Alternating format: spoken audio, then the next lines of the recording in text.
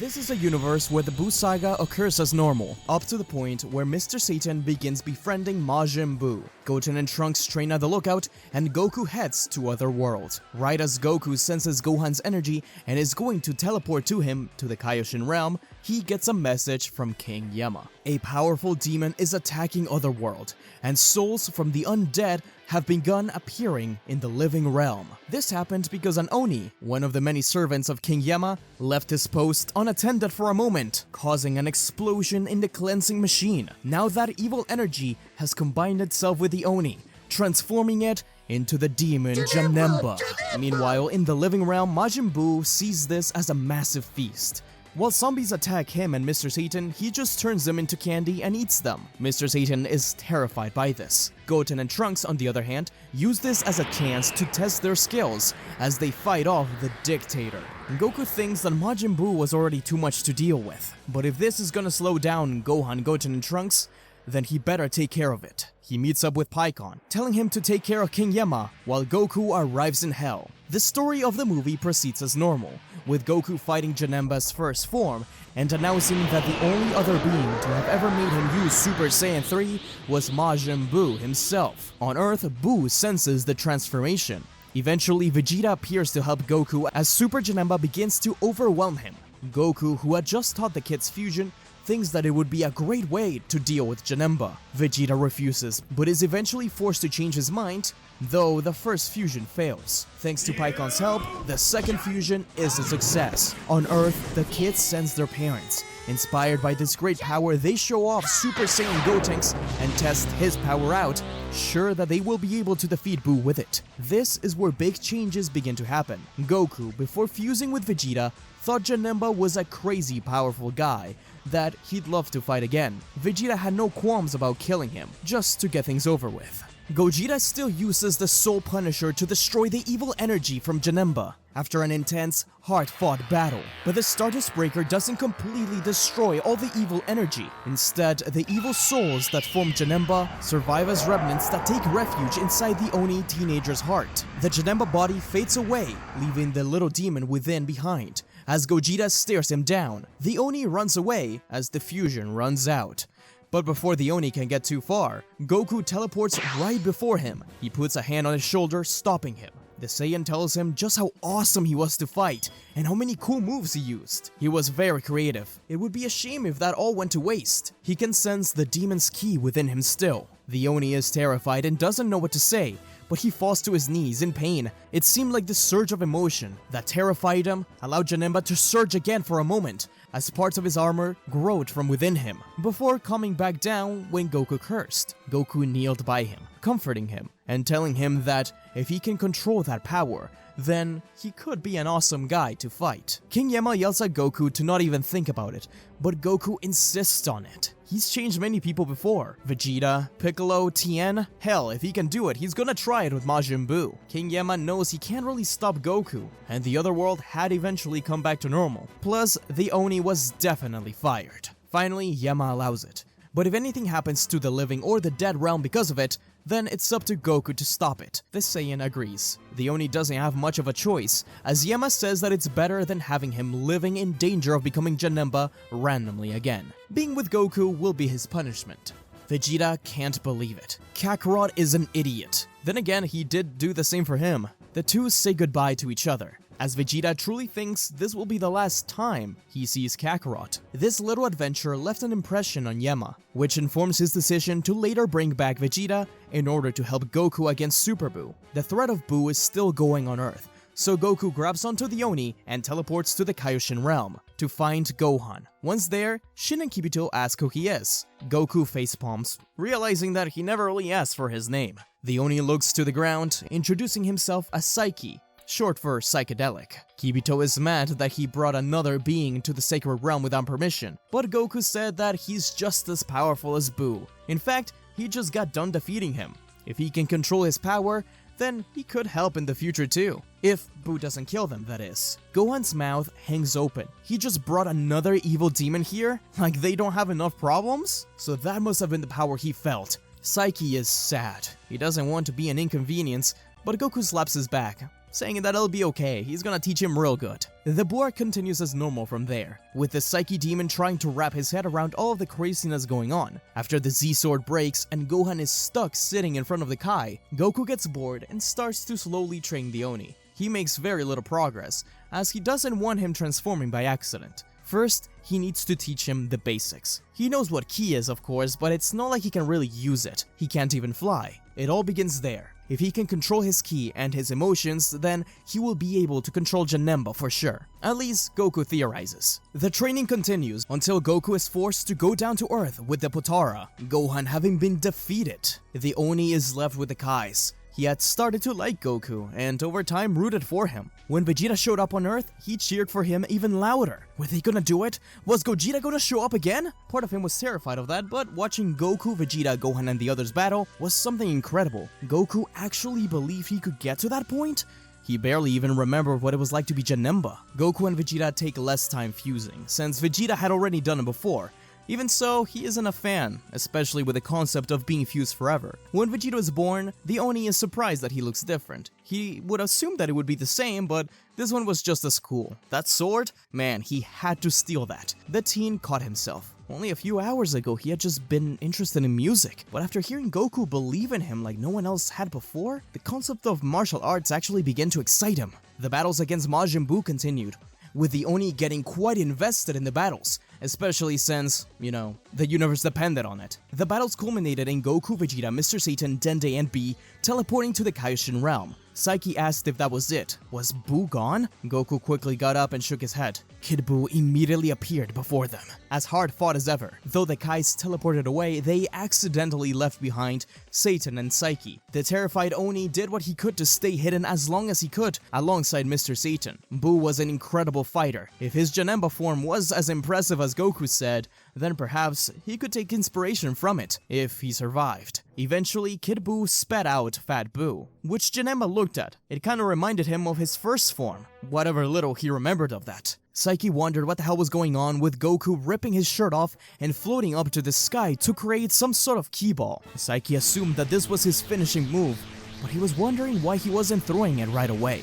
Vegeta told him to be quiet and give whatever little energy he had. He did as told, but it wasn't much. Vegeta shook his head in disappointment. But something happened. The Genki Dama was massive, especially thanks to Satan's help in getting energy from Earth. But King Kai spoke to Goku. King Kai explained that Otherworld was trying to get him Genki, but because of the Janemba situation, souls were still lining up. Many were injured and there wasn't enough for them to give. If only they could get the Otherworld's power, then it would surely be enough to defeat Buu. So, it's my fault? The universe is gonna be destroyed because of me? Psyche balled up his fist. He had to do something, anything. Conjuring up courage, he quickly ran to Kid Buu, who looked at him in confusion and simply slapped him away. Vegeta called him an idiot as the prince burst forward as a Super Saiyan, keeping Buu occupied. They bought themselves some time.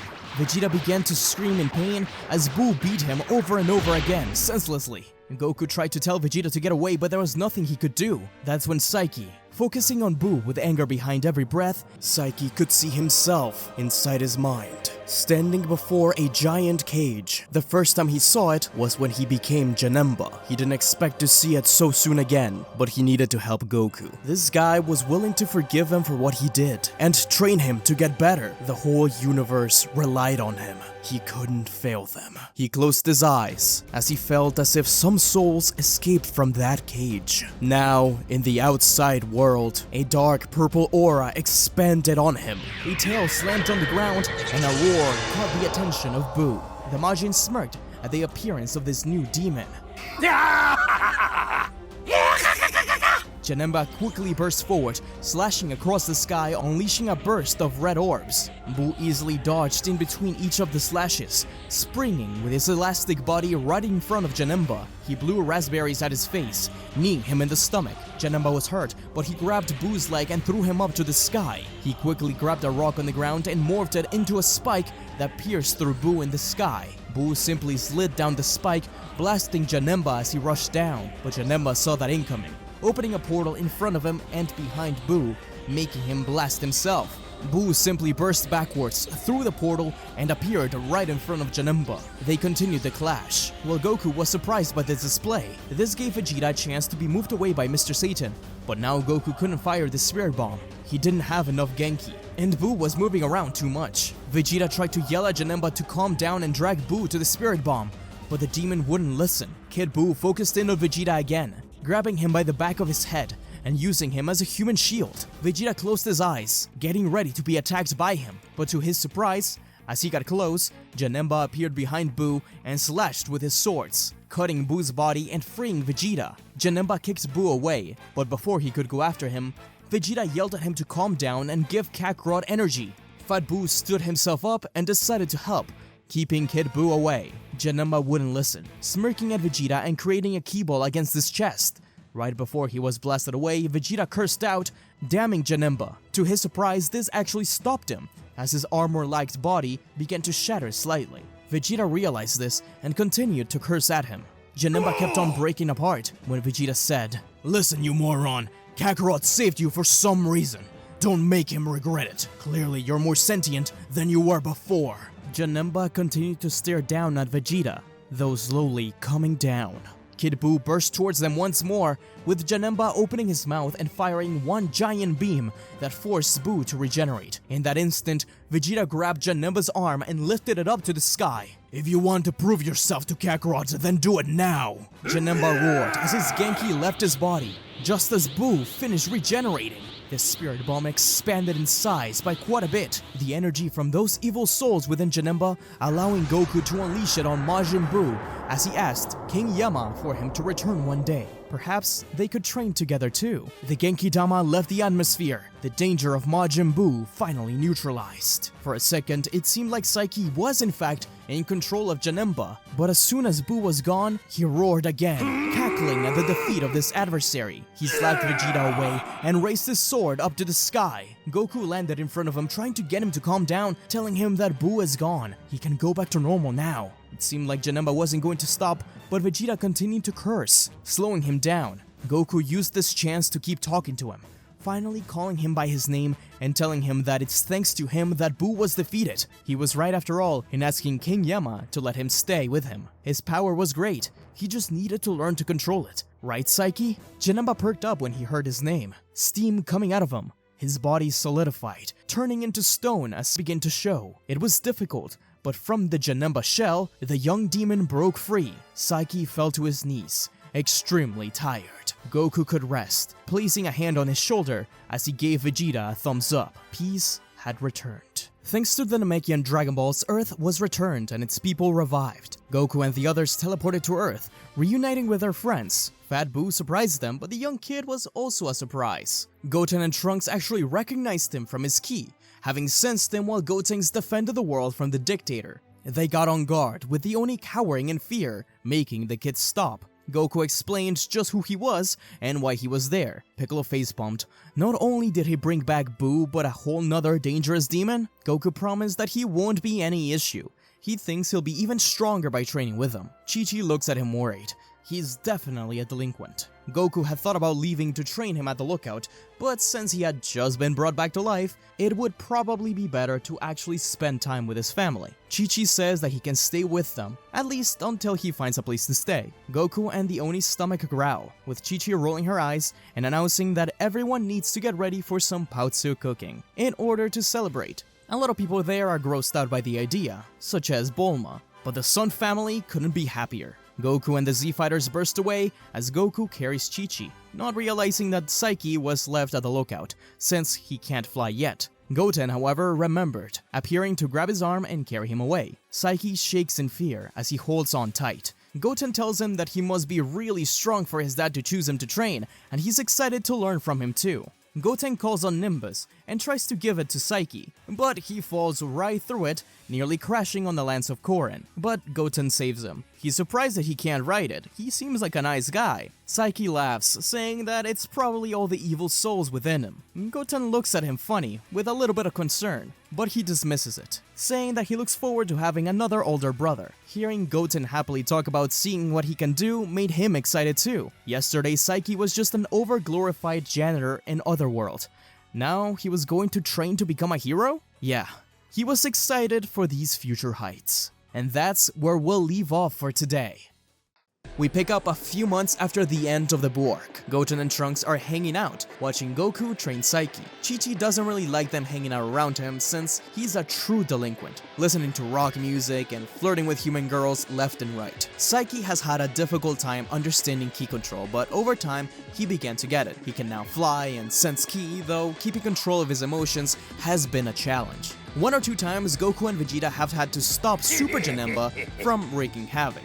Though, as Vegeta noted in the previous part, he's not nearly as malicious as he was when he first appeared. Slowly, it seems like Psyche is gaining control. He lives in a capsule home by Goku's home. Though originally he was gonna give him Grandpa Gohan's home, that just wasn't his style. Too old-timey. In his new place, he has posters from all the other world bands. He's also accompanied Gohan to school a few times, at Chi-Chi's request, though he doesn't learn anything and he quickly dropped out. Erasa, Videl and Gohan's classmate, thinks that he is really cute, but wonders why he's always in cosplay. Anyways, back during his training, Goku instructs Psyche into transforming. If he wants to control his super form, then he needs to figure out the trigger. For Super Saiyan, it's anger. It seems like it was something similar for this too, but be it as it might, it seems like he doesn't quite get it. A few times, parts of his first form show up. Perhaps he needs to master that first. Piccolo often comes and watches them train, and Piccolo has noticed that Goku's having trouble training him, wondering if the Saiyan is the right choice as a teacher for the kid. Eventually, the day comes where they are invited to Mr. Seaton's hotel opening, aka Yo Son Goku and his friends return. No one wants to go, but Videl insists. Psyche is cool with it. He's learned to like a lot of Earth's customs, food, movies, and especially music, so he's actually kind of excited to see what this is all about. But at the hotel party, everyone senses a strange energy and goes to investigate. Turns out it's Vegeta's brother, Tarble, alongside his wife, Gure. They have come to Earth asking Vegeta's help in fighting Abo and Kado, two Frieza soldiers whom Tarble says are just as strong as Frieza. Vegeta wants Trunks to fight them while Goku wants Goten to fight them. That's when Piccolo interjects, saying that maybe it's time to test Psyche's power. Goku thinks this is a great idea, and Vegeta concurs, only because he wants to see how strong he's gotten since the last time they fought. Eventually, Abo and Kado land, with Psyche nervously walking towards them. This is his first time performing in front of everyone. But Goku reminds him that he gave Super Saiyan 3 a run for his money. These guys should be small fry. He just needs to show them that he can control his power. Psyche takes a deep breath and rushes towards them, quickly getting himself beat up. He's weaker than Goten and Trunks in base, so Abo and Kado make quick work of him. Vegeta isn't impressed, and Goku tries to coach him from the sidelines. Psyche slowly gets a hold of himself and starts to battle a little better, but it's still clearly not enough. Abo and Kado ask if this is really the best they have, with Tarble saying that maybe they should try something else. This upsets Psyche, who then tries to unleash Super Janemba, but he just can't do it. It's not listening to him. He talks to himself, confusing the soldiers, who slowly start to approach him. Finally, he starts to feel like something is sprouting. He's gonna be able to use it. Piccolo interrupts the transformation by saying that he's being useless, and Goku tells him not to be mean. But this actually angers Psyche enough to get inspired, transforming into First Form Janemba. This is a surprise to everyone. Almost none of them knew that he had this form. Only Goku saw it in action. The giant form destroys half of the hotel as the soldiers' scouters explode. Now they're getting nervous. He may look silly, but he's quite vicious. They have no option but to fuse into Akka. Akka begins fighting against Janemba, but every blow they land, they simply bounce off. When they fire a mouth blast, Janemba puts his hand out, creates a clone of Akka, who fires the blast right back. They follow up by rushing towards them, but they're quickly knocked to the ground by a simple slap. Defeated. It seemed like he was actually starting to get used to it. The giant Janemba celebrated on top of the hotel, with Mr. Satan weeping over its destruction. It took a while, but Psyche actually managed to return back to normal, after Goten and Trunks flew up to him and cursed at him, getting yelled at by Bulma and Chi-Chi. They just thought it was funny. Clearly, First Form Janemba is the only one he can access as well, and it serves a similar purpose to like Super Saiyan 1 for example. A much stronger form than his base, but not nearly as strong as Super Janemba, nor as agile. Piccolo once again worries that Goku isn't the right master for Psyche, so after the party, Piccolo approaches him at the hotel. Goku isn't really insulted by it. He has had difficulties with him. His power and abilities are so much different than his own. Piccolo thinks that instead it should be him that that trains him. After all, he's the son of the Demon King. He's dealt with demons before. Exactly what Janemba is. Goku agrees. He did a great job with Gohan, but only if he gets to train with them and fight. And thus, Psyche's training with Piccolo begins, moving the capsule house close to Piccolo's home. Psyche is terrified of Piccolo, and definitely likes Goku better. He's much more encouraging. Piccolo reminds him more of his boss back in Otherworld. But be it as it might, Psyche is learning a lot faster and growing a lot stronger thanks to Piccolo. Not only that, but Piccolo thinks that Gohan would be the perfect training partner for him whenever Gohan has free time. Gohan realizes that him and Psyche aren't that dissimilar from each other. They have a heart-to-heart, where Gohan explains that Piccolo was one of his father's worst enemies. But during the Saiyan conflicts, Gohan and Piccolo became good friends, and he slowly started to change. Piccolo actually used to be a lot worse than he is now. Psyche can't believe that, and asks Gohan if he was also left in the wilderness for 6 months, thinking he would prove a point. Gohan simply laughed, saying 6 months? Man, Piccolo has really mellowed out over the years. It was a whole year for him when he was just 4. Psyche and Gohan really bond over this, as Gohan tells him that he too had a problem controlling his power and his emotion. Both of those aspects of himself have always been linked, and it seems like it's similar for Psyche too. He made many mistakes along the way, but it was thanks to Piccolo and his father that he ended up being able to control it. Psyche was in good hands. This made him feel a lot better, and slowly he began to control First Form Janemba nearly perfectly. Super Janemba was still much more of a problem, but he's more stable than he used to be, and stronger. When Psyche and Janemba are in perfect sync, they are the strongest of the Z fighters, often even surpassing Super Saiyan 3 Goku, but he lacks discipline. Through these trainings, Psyche figures out that Super Janemba seems to almost be a being of his own to a degree. He is basically a legion of evil thoughts and souls that lives within him. Time keeps on passing by, and Psyche has gotten accustomed to Earth. When he gets invited to Bulma's birthday party, he hangs around Gohan and Videl during it, with Ereza also being there. She begged Videl to get invited, still crushing a little bit on Psyche, and still having no idea that he's not cosplaying. Goten and Trunks look up to him as well. He high-fives Trunks when he finds out that he has a girlfriend in the form of Mai, not knowing that he's lying. Now that the kids are a little bit older, he gets recommendations from them for music. No one knew the danger they were in when they set off on that cruise, as Lord Beerus and Whis appeared. They had been looking for the Super Saiyan God of legend. Vegeta tried to keep the peace as Beerus hung around, with Psyche helping as much as he could as well. He was especially worried about Majin Buu. Him and his first form Janemba were quite similar, and he didn't really like that. He knew just how unpredictable he could be, so he tried to keep the peace. Even so, Beerus could sense that there was something weird about that kid, and he was surprised that one of the Yemelings lives on Earth. He must have been really naughty to be banished, but no matter what they did, Beerus would get upset. And this time, it was Psyche's fault. Like I said before, he loves his rock music, and while listening to it, he accidentally bumped into Bulma, who then bumped into Gohan, creating a domino effect that made Beerus spill his pudding. Even in a timeline where Beerus does get pudding, he doesn't really get it. Beerus gets extremely angry at him as Beerus begins to attack.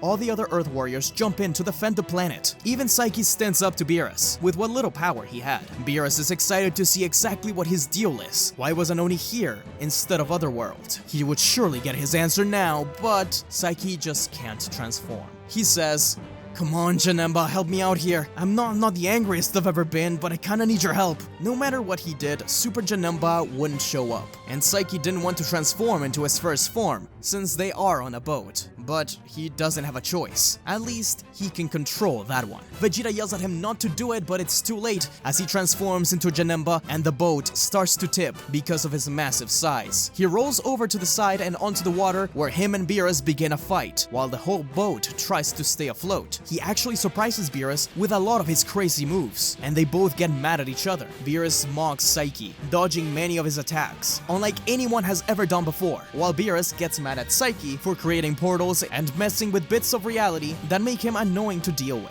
This anger is about to trigger his transformation into Super Janemba, but what really tips him over the edge is when all the Z fighters are cheering for Janemba when Oolong accidentally steps on his Walkman, breaking it into pieces. Janemba sees this from afar and his body is engulfed This is when we see inside of Janemba for a moment. He had been trying to access Super Janemba before, and it's always been anger that triggers it. Within, Psyche sees himself in front of a large cage, concealing the legion of evil that forms Janemba. In order to transform, some of those souls seep out and into him. But this time, as he watched his precious Walkman be destroyed, and Beerus continued to mock him and anger him, more and more of those souls seep through the cracks and into the young Oni. The door remains locked. He is still in control, but those dark souls attempt to anger him and gain control of him. Thanks to Piccolo's training, this can be prevented. Even so, Psyche is terrified every time this happens.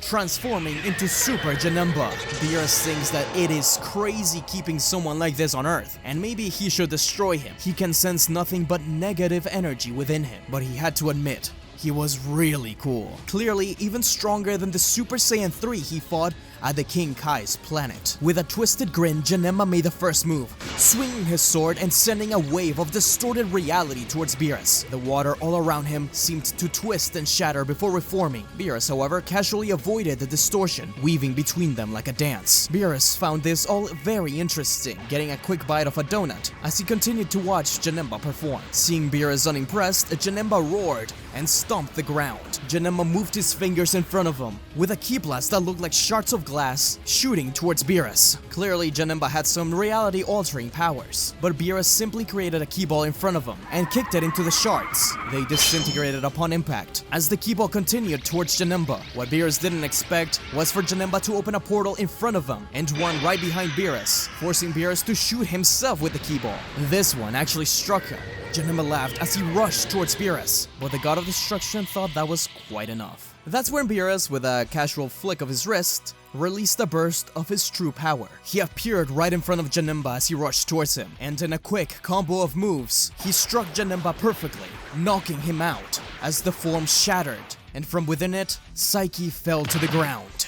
Beerus, however, found him very interesting, hoping that he learned something from that. Beerus grabbed Psyche by the collar of his shirt. That's when Goku appeared. Before he could do any more damage to the kid, Goku declared that perhaps he had the answer to what Beerus was looking for, the Super Saiyan God. From here, Battle of Gods continues as normal. The God Ritual, the Super Saiyan God Goku, and Goku vs Beerus. Only this time, of course, Goku also thinks of Psyche when it's time to return to the power of the Super Saiyan God. Beerus decides not to destroy the Earth. There's clearly way too many interesting people here, and very good food. Rather than waiting some time to train with Whis and Beerus, Beerus requests of his angel to prepare Goku, Vegeta, and that Oni to fight him again one day. Aside from Goku and Vegeta having impressed him a lot, he also thinks he should keep an eye on the demon. He's way too dangerous to be kept on Earth. Whis simply laughs, saying that he thinks Beerus is just scared that his rank for God of Destruction may have some competition. Beerus gets mad while Psyche blushes in embarrassment. Goku thinks it would be great for him to join, but is he ready? Piccolo steps up, saying that he still struggles to control Super Janemba, but Gohan had trouble controlling his power too. He thinks that if he continues to train him, while he also spends some time at Beerus' planet, then perhaps that will be the key. Maybe he just needs a bit more support. Goku nods at Piccolo. If he thinks Psyche can do it, then he can do it. Psyche is excited about this. He performed the best out of any of the Z fighters besides Goku against Beerus, and that power is kind of getting to his head, but he's fine with dividing his time between Earth and Beerus' planet. Whis agrees. He lacks many of the fundamentals, which Piccolo will be perfect for. Whis, on the other hand, will get him stronger and get him to be more at peace with himself. There are techniques the angels and the gods of destruction have that require them to be calm, and even if that doesn't work,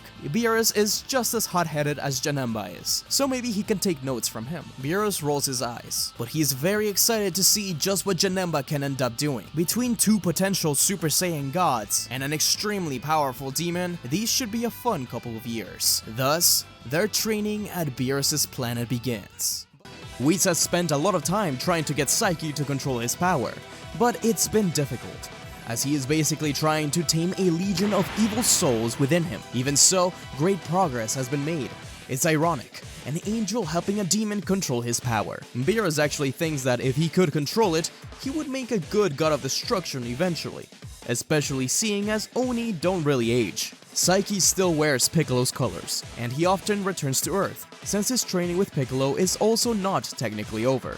and he lives there still. Him and Gohan have been training together a lot more, and they've become good friends. This encourages Gohan to train a little more, but not a lot. He still has his focus set on academia, but he at least has fun with the Oni, and he's actually able to still go Super Saiyan at will.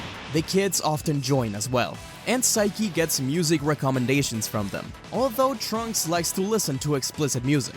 And ever since Psyche became Janemba, hearing curse words just gives him a headache. He has to listen to the clean version now.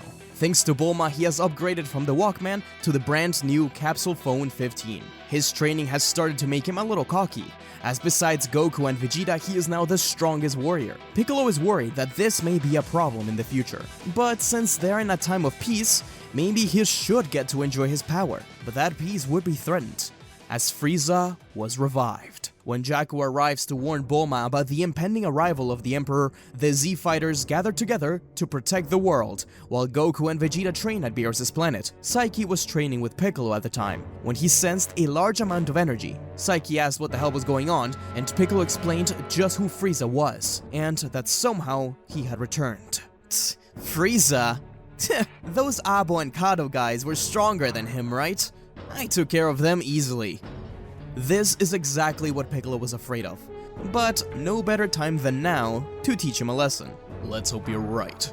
With neither Goku nor Vegeta here, it's all up to you, Mr. Strongest in the world. Psyche was still cocky, but that did make him worry a little bit. Meanwhile, at Beerus' planet, Vegeta and Goku were getting taught that they need to work together. Each one of them had their own individual flaws, and though they had come together in the form of fusion before, they needed to come together as individuals. This would remain in their mind. Anyways, the Z-Fighters come together, watching as the massive Frieza Force spaceship floated over the forest, close to our recently destroyed city. The Z-Fighters assembled themselves as Frieza and the army emerged, although Frieza remained in his hovercar, as he commanded his men to begin his assault on Earth. Psyche knew everyone was counting on him, so wasting no time, he transformed into first form Janemba. Immediately, he began smacking and throwing tiny soldiers across the battlefield. Frieza had no idea what to make of this.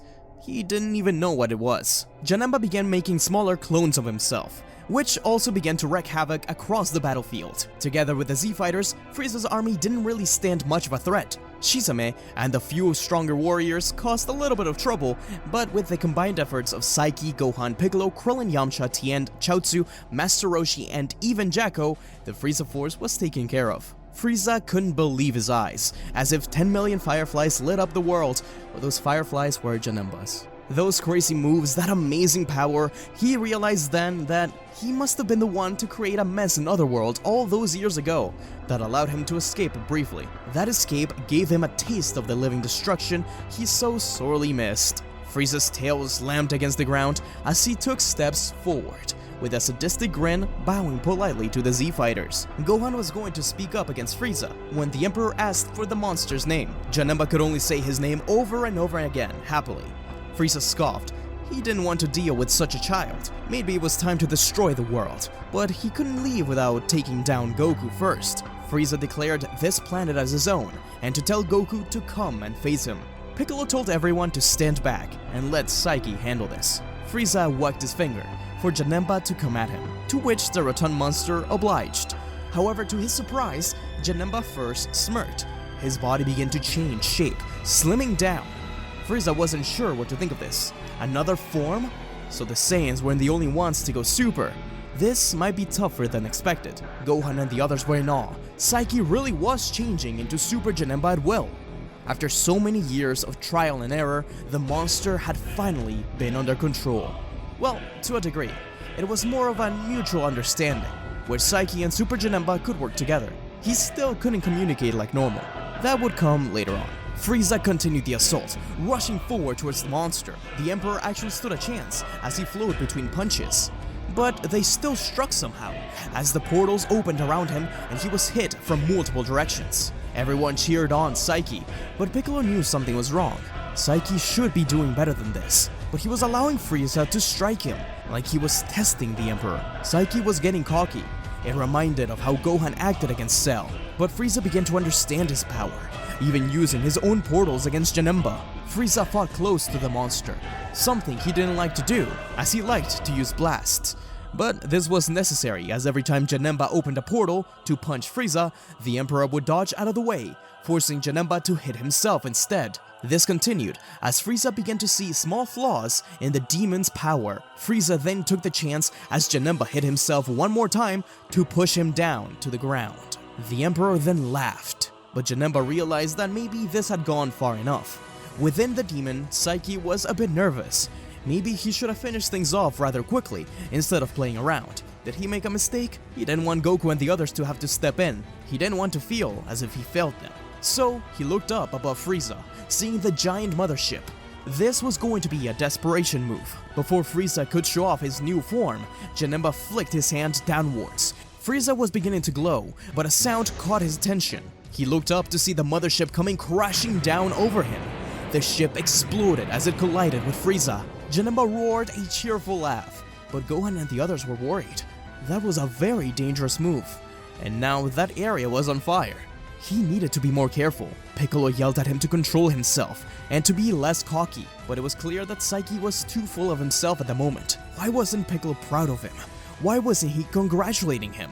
Janemba began to take steps towards Piccolo, which the Namekian cocked an eyebrow at. Janemba was trying to communicate, roaring and pointing at the explosion. Piccolo had always been mean, harsh, but Psyche sought his approval. Gohan said that he cared on the inside.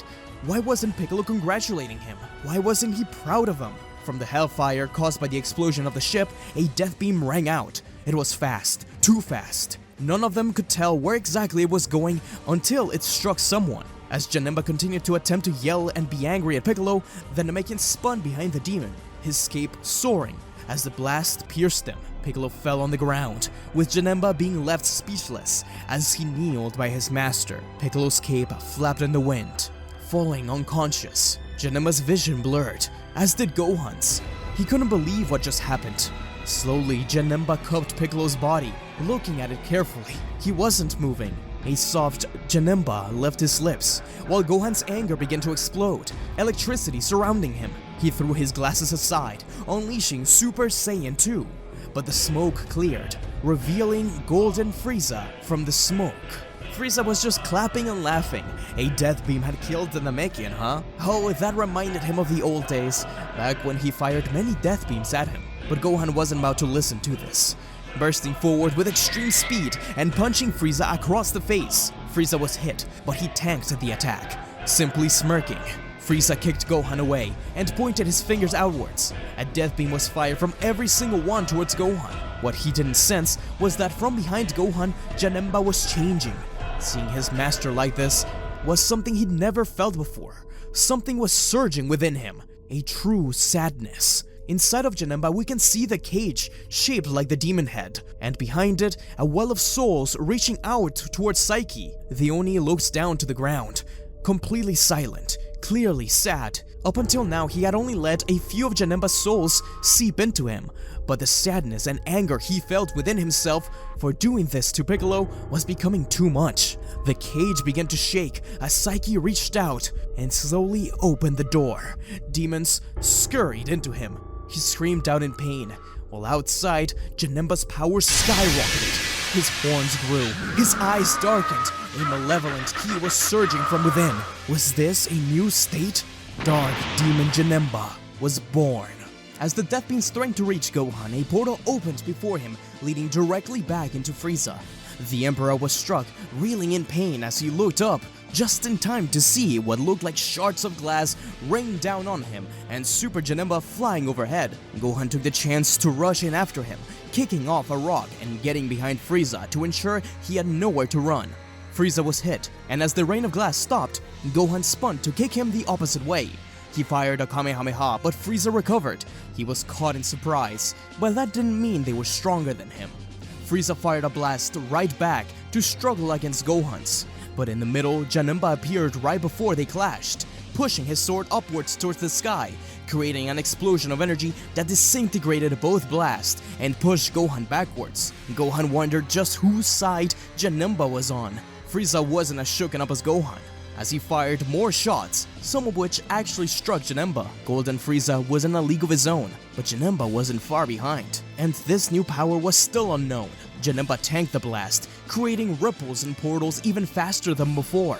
Gohan and Janemba comboed Frieza up to the sky, where Gohan was going to slam him down to the ground, but Janemba instead created a portal.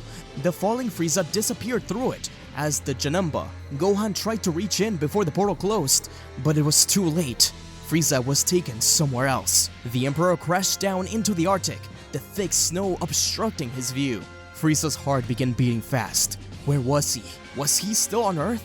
That monster's power was proving to be troublesome. From the snow flickered a light, a blast striking Frieza on the side. Frieza turned to see where it was coming from, but another blast came his way, then another and another. The lack of ki sensing was severely hindering Frieza, as he couldn't see anything behind the snow, and he needed to do something. The Emperor expanded his aura, the snow dispersing. He was panting, screaming out for the demon to show his face. To his surprise, Frieza heard a cackle from behind, and felt as Frieza slammed his fist against either side of his head. Frieza fell to the ground. But Goku and Vegeta finally arrived on Earth, having been contacted by Bulma through Whis.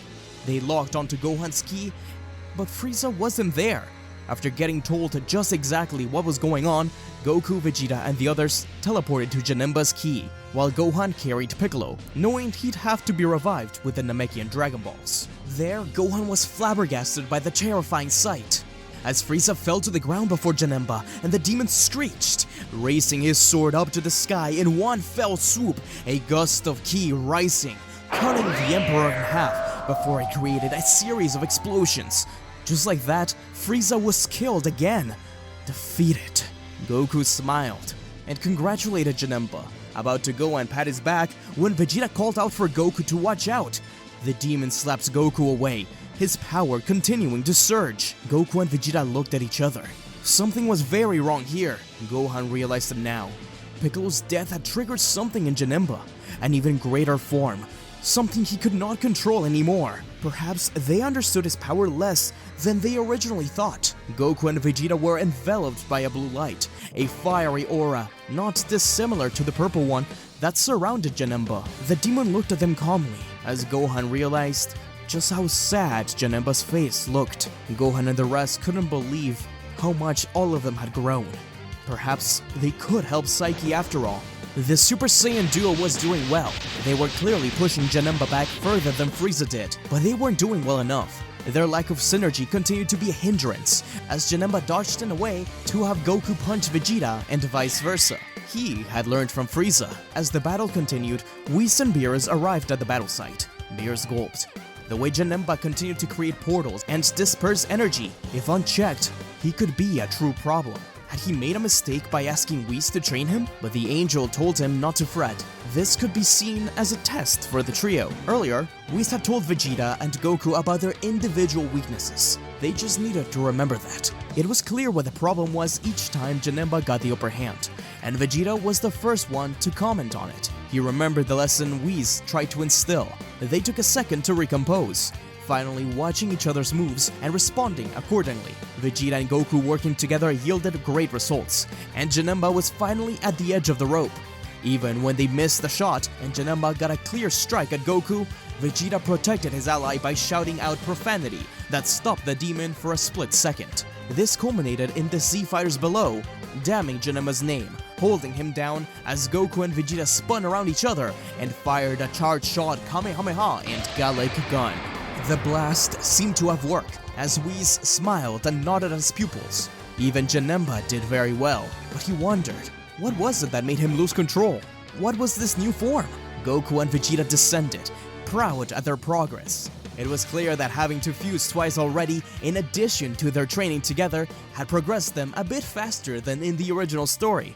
Even so, from the snow below, Janemba rose, surrounded by lightning and shrieking out. If they continued to fight, surely Psyche would die. What other option did they have?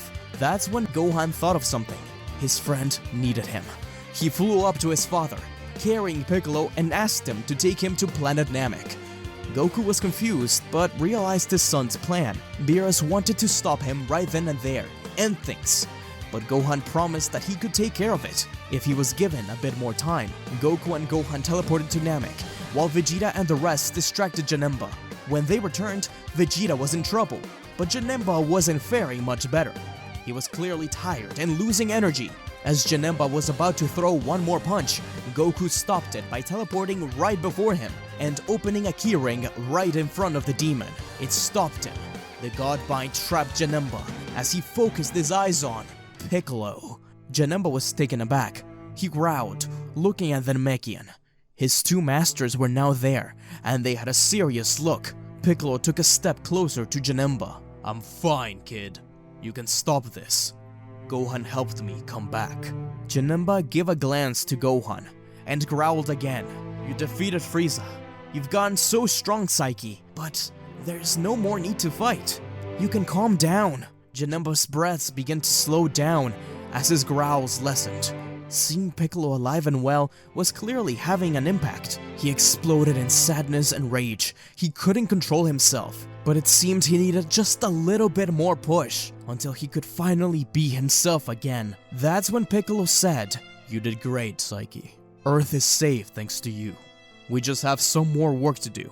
It's a progress." That's when the armor around Janemba cracked, finally freeing the young boy. As all those souls seemed to dissipate, he could finally breathe again. But he was scared and sad. Was that what triggered it? His sadness? The Z fighters approached him and helped him up. "I'm sorry, everyone. I don't know what happened. I couldn't do anything. I thought I could finally control it, but..." Goku and Piccolo both placed hands on his shoulders, smiling at him. They understood. They were just happy to have stopped it. Psyche's eyes widened upon hearing Piccolo say this. His master actually smiled at him. Piccolo was really proud of him? Gohan gave him a thumbs up, reaffirming this. He really was a hero. Psyche smiled back, before tumbling and blacking out. That had taken so much out of him. The Oni ended up asleep for 2 days at Gohan's house before he woke up. And when he did, Videl and Gohan sat with him and a warm cup of tea. He was pale and clearly still weaker than he should be. "It was different, Gohan. Every other time I could at least control some of my actions to some degree, enjoy the fight, the anger, but this time, seeing Piccolo like that, his death, I was so scared, it overtook me. I was afraid of that feeling, of the hatred I was starting to feel against Frieza. I couldn't stop it." Gohan sighed and nodded at Psyche. The Saiyan explained that he'd been through similar situations. When he first went Super Saiyan 2 against Cell, his hatred for Cell, his desire to watch him suffer, it took the better of him, and his father died because of it. He hadn't told many people this, but he blamed himself for that day. He didn't want Psyche to make those same mistakes. The hatred he had against Cell, it was a mistake. He was allowed to feel sad. He was allowed to feel anger, but he couldn't allow hatred to overcome him. Then, what did you do? How did you control it? I leaned on those around me. Krillin, my mother, Mr. Piccolo. They were there for me. Psyche looked down. Perhaps he really did just need some more time to train with his friends. More time to just spend with them. But Janemba was slowly starting to scare him again. Because it wasn't like these souls seeped into him like when he transformed into Super Janemba. No, this time he allowed it to happen. He unlocked the door himself. That's when the door burst open, and Erasa came running in. She was extremely worried about Psyche, and she came just as soon as Videl told her that he was awake. Psyche was still a little uncomfortable about this, but getting attention when he was still hurt was kind of nice. And she finally realized that he wasn't in cosplay. After the battles against Beerus, it was kinda hard to hide from her everything that was going on. Days continued to pass, and Psyche finally recovered, being brought back to his spirits in full force like nothing had ever gone wrong. But deep down, he knew there was so much to work on. But the situation had really shown his growth. Before, when this kind of stuff happened, he would just be afraid to transform into Janemba again, which just meant taking steps back away from being able to control him. He was finally at a point where he could control Super Janemba. It was clear that it was deep emotions that made him transform into whatever form that was. So instead of taking it as a failure, he took it as a chance to work on himself, to get stronger, to get better, to train harder. He needed to be careful, he knew that, and he was a lot more cautious about Super Janemba. But like Gohan said, he couldn't allow that hatred to overcome him. He couldn't allow himself to be overtaken by fear. He just had to work on it. Whis and Piccolo realized this too. and they trained him harder than ever. Beerus continued to keep an eye on him. He trusted Whis to set him straight, but if that didn't work, he would have no option but to destroy him. Before leaving back to Beerus' planet, Videl and Gohan stopped him at the door, asking him if he's really ready, if he's recovered fully, and if he's not afraid to use Janemba again. But Psyche looked at Videl in the eyes, telling her that he's come this far. This is just a new challenge for him. Videl is a little afraid for him, but when she's gonna argue back, Gohan puts a hand on her shoulder, realizing just how much he has grown. Gohan can see it in his eyes. It was the same outlook Gohan had as a kid. He knew what Psyche was thinking. He couldn't disappoint Piccolo. Psyche burst out from the house, embarking on a new set of challenges, the next one of which would take him to Universe 6. Not long after the God of Destruction of Universe 6, Champa, arrived at Beerus' planet, challenging him to a tournament for the sake of Earth. Just like the original story, the team gets a bit of time to train prior to it, before departing to that nameless planet. However, instead of having Monaka be part of the team, Beerus assigns Psyche as the last fighter, but in place as just a last resort. Beerus was still worried about Janemba going crazy in front of his brother. That would make his universe be really worthy of ridicule. So, the Universe 6 tournament goes kind of like normal, with Psyche excited to see all the new fighters. Champa is confused about an Oni being part of this, as he knew they belonged in other worlds. Even so, he didn't seem that strong. When Psyche met Frost, he was a little cautious, but Kaba promised him that he was a good guy. Psyche thought that Kaba was a little too clean-cut for his taste, especially when he asked what kind of music he listened to at planet Sadala, and Kaba just responded by saying that he only had time to listen to the music that was on the space radio, the Space Top 100. Psyche just rolled his eyes. What a poser. Psyche almost didn't pass the test, but he learned just enough during his time with Chi-Chi and at Orange High to pass. He took pride in passing over Boo. When the battles began, Psyche was just excited to see what the other universes were made of. He was already trying to figure out just how he would have defeated the various enemies. Like with Botamo, he could have grown in size and pushed him out of the edge, for example. He was really angry when Frost was revealed to be a villain and a cheater. However, thanks to Piccolo's training with Psyche, he was actually growing stronger than in the original story. He is able to defeat Frost after some struggles, with Psyche cheering loudly for his master. However, he doesn't fare well against Magetta. He was indeed stronger, but the heat rising proved to be a little bit too much, and he wasn't one to throw at insults like Vegeta. Vegeta, just like the original, enters the ring next and defeats Magetta after hurling some insults, which Psyche doesn't like, and actually gets a headache because of it. The battles continue as normal, with Kaba learning from Vegeta, losing, and Vegeta moving on to fight Hit. Again, he does better thanks to the training with Janemba, but it's not quite enough. Likewise, Goku uses Kaioken with Super Saiyan Blue. Even so, Goku gives up. He wanted to fight Hit for real. Beerus was extremely terrified at what would come next. Could Psyche be trusted? Champa laughed. Was he really the final fighter? He was just a kid. Even Hit wasn't sure how to feel. He was clearly just a rookie.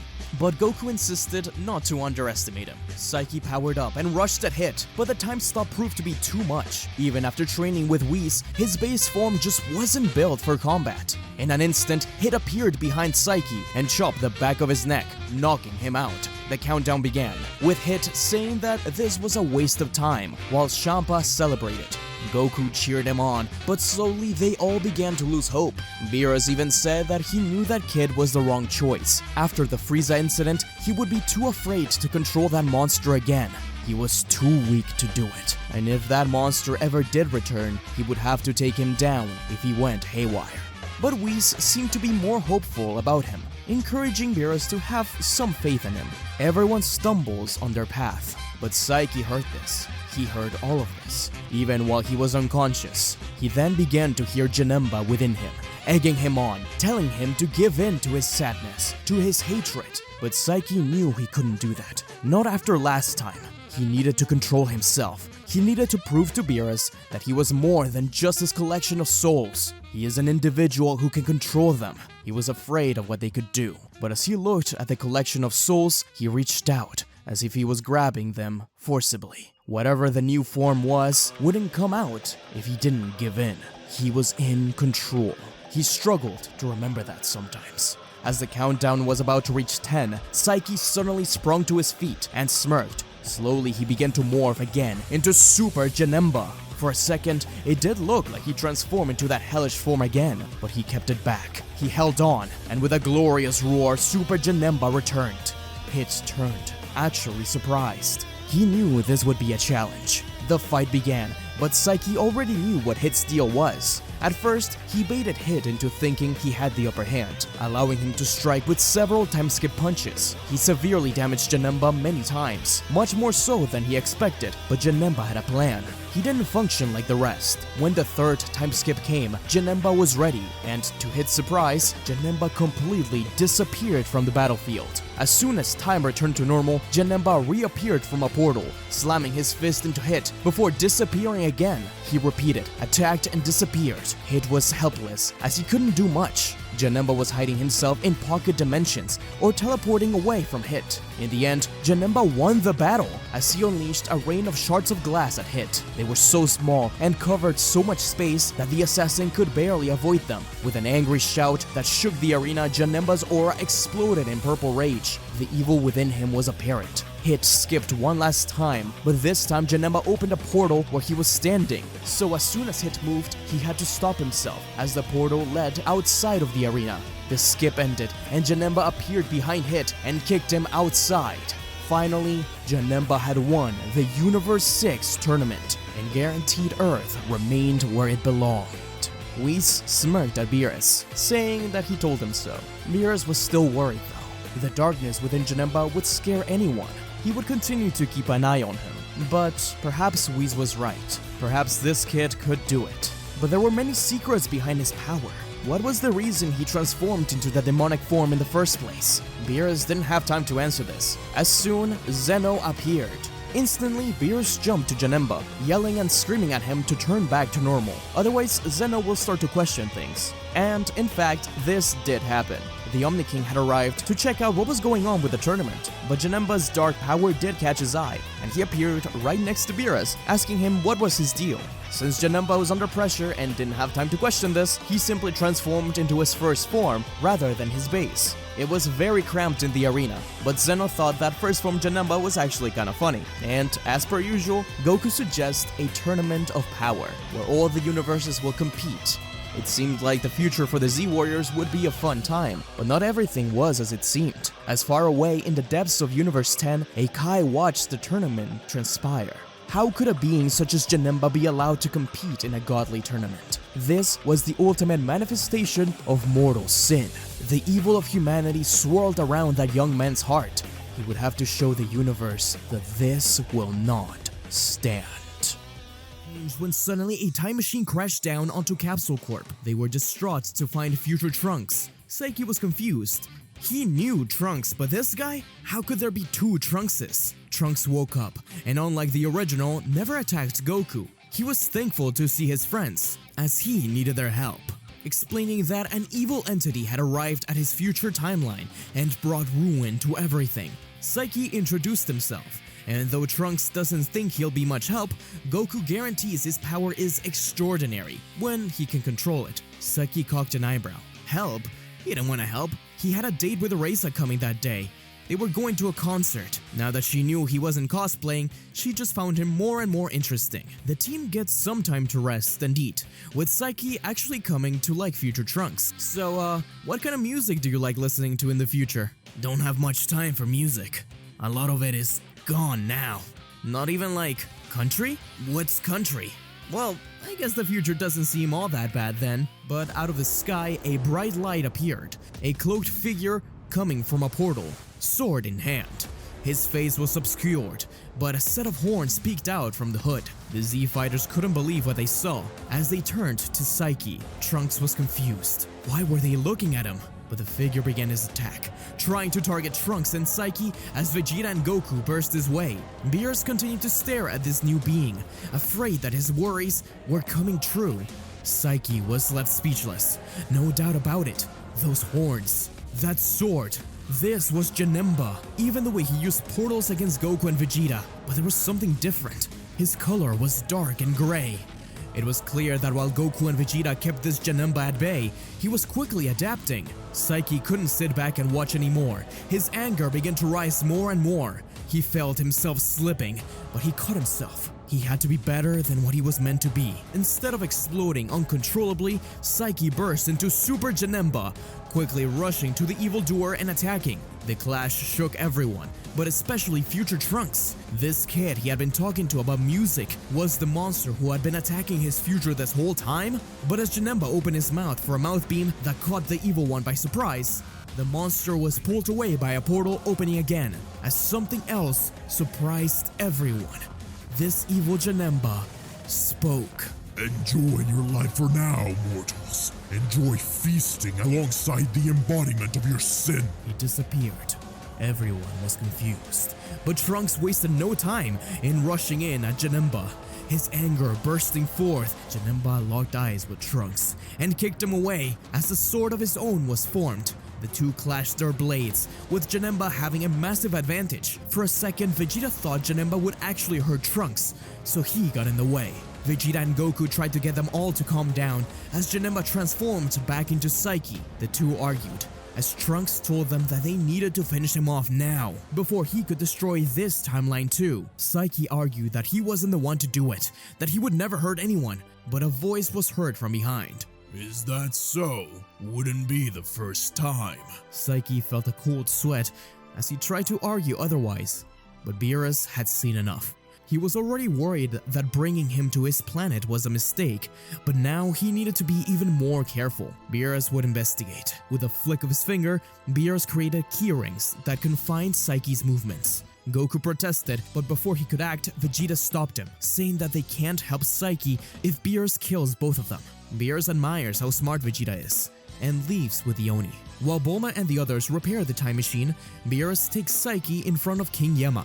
Yama is immediately terrified to see the god, bowing before him. Psyche was surprised to see him like this. He is, in essence, his father after all. Beerus asks how he could allow such a being to live on Earth instead of cleansing his soul. Yama stays quiet for a moment, but he begins to realize something. That's right, it wasn't just damned souls that exploded into Psyche, but also the cleansing machine itself, a machine not easily replaced, and one filled with chemicals used to save souls. Was this why Psyche was able to control them? Psyche was surprised to hear this theory. Perhaps this was true. Maybe having this knowledge would help him gain true control.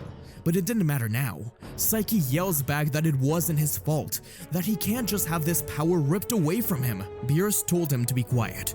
It's either that or being destroyed. Yama gritted his teeth, making Beerus ask him if he had something to say. Yama actually spoke up for the Oni. Yes, he was lazy, annoying, and hung around a bad crowd, but he wasn't a bad person. He was making progress. He had been watching him train with Goku, Piccolo, and even Beerus. Even so, he couldn't deny that Janemba had proven to be dangerous. Psyche was surprised to hear Yama speak about him this way. Even Whis, his master, spoke up to Beerus, reminding him of something curious. That dark Janemba had a particular key presence never felt from this one. It was familiar though, wasn't it? Beerus looks at Psyche. He sees that he truly means what he says, and if it wasn't for him, they would have lost Earth to his brother. Fine, but he will have to accompany him to investigate. Psyche, Whis, and Beerus show up at Universe 10, where they meet Gowazu and Zamasu. The whole time, Zamasu stared down at Psyche. This made the demon quite uncomfortable, and he stuck out his tongue at him. Zamasu was appalled at the blatant disrespect. How despicable! In an interesting turn of events, while Gowazu explained that Zamasu will be his successor, Beerus had an idea. He said, "Oh yeah? Well, Psyche here is gonna be mine. Why don't we see who's stronger?" Psyche looked at Beerus confused, with Beerus giving him a knowing nod that he was lying. No way he'd be god of destruction. The two have a quick skirmish, where Zamasu is somewhat stronger than base Psyche, but Beerus encourages him to transform, not to first form Janemba, but to Super Janemba. Psyche was nervous about this, but he does so and truly shows Zamasu what he's made of, while still holding back, teleporting all over the place but being careful as to not actually hurt him.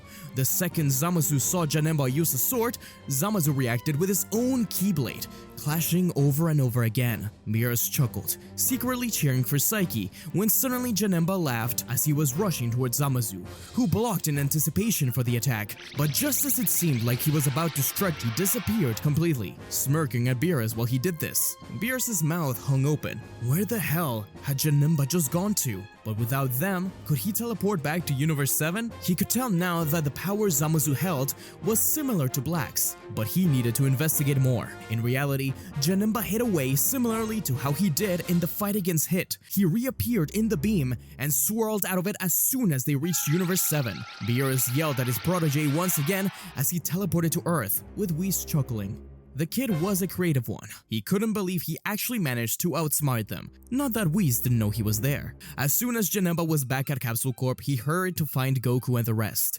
Thankfully, he caught them right before they went to the future again. They were there once before and battled Janemba, who seemed to have gotten stronger than before and barely managed to escape. Now they were heading back. Trunks still wasn't sure about bringing him along, but Goku and Vegeta insisted that he could be trusted. Trunks finally and reluctantly agreed.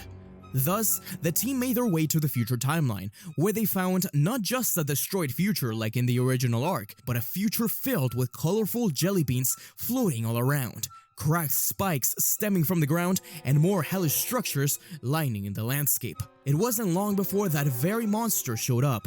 A shower of glass shards blasted down, forcing the Z-Fighters to jump out of the way. Psyche was actually hurt by this, since he was in his base form. Goku yelled at him to transform, but Psyche looked angrily at his evil self, saying he doesn't need Super Janemba to show him the real deal. The Dark Janemba cocked an eyebrow as Psyche transformed into his giant, childlike self.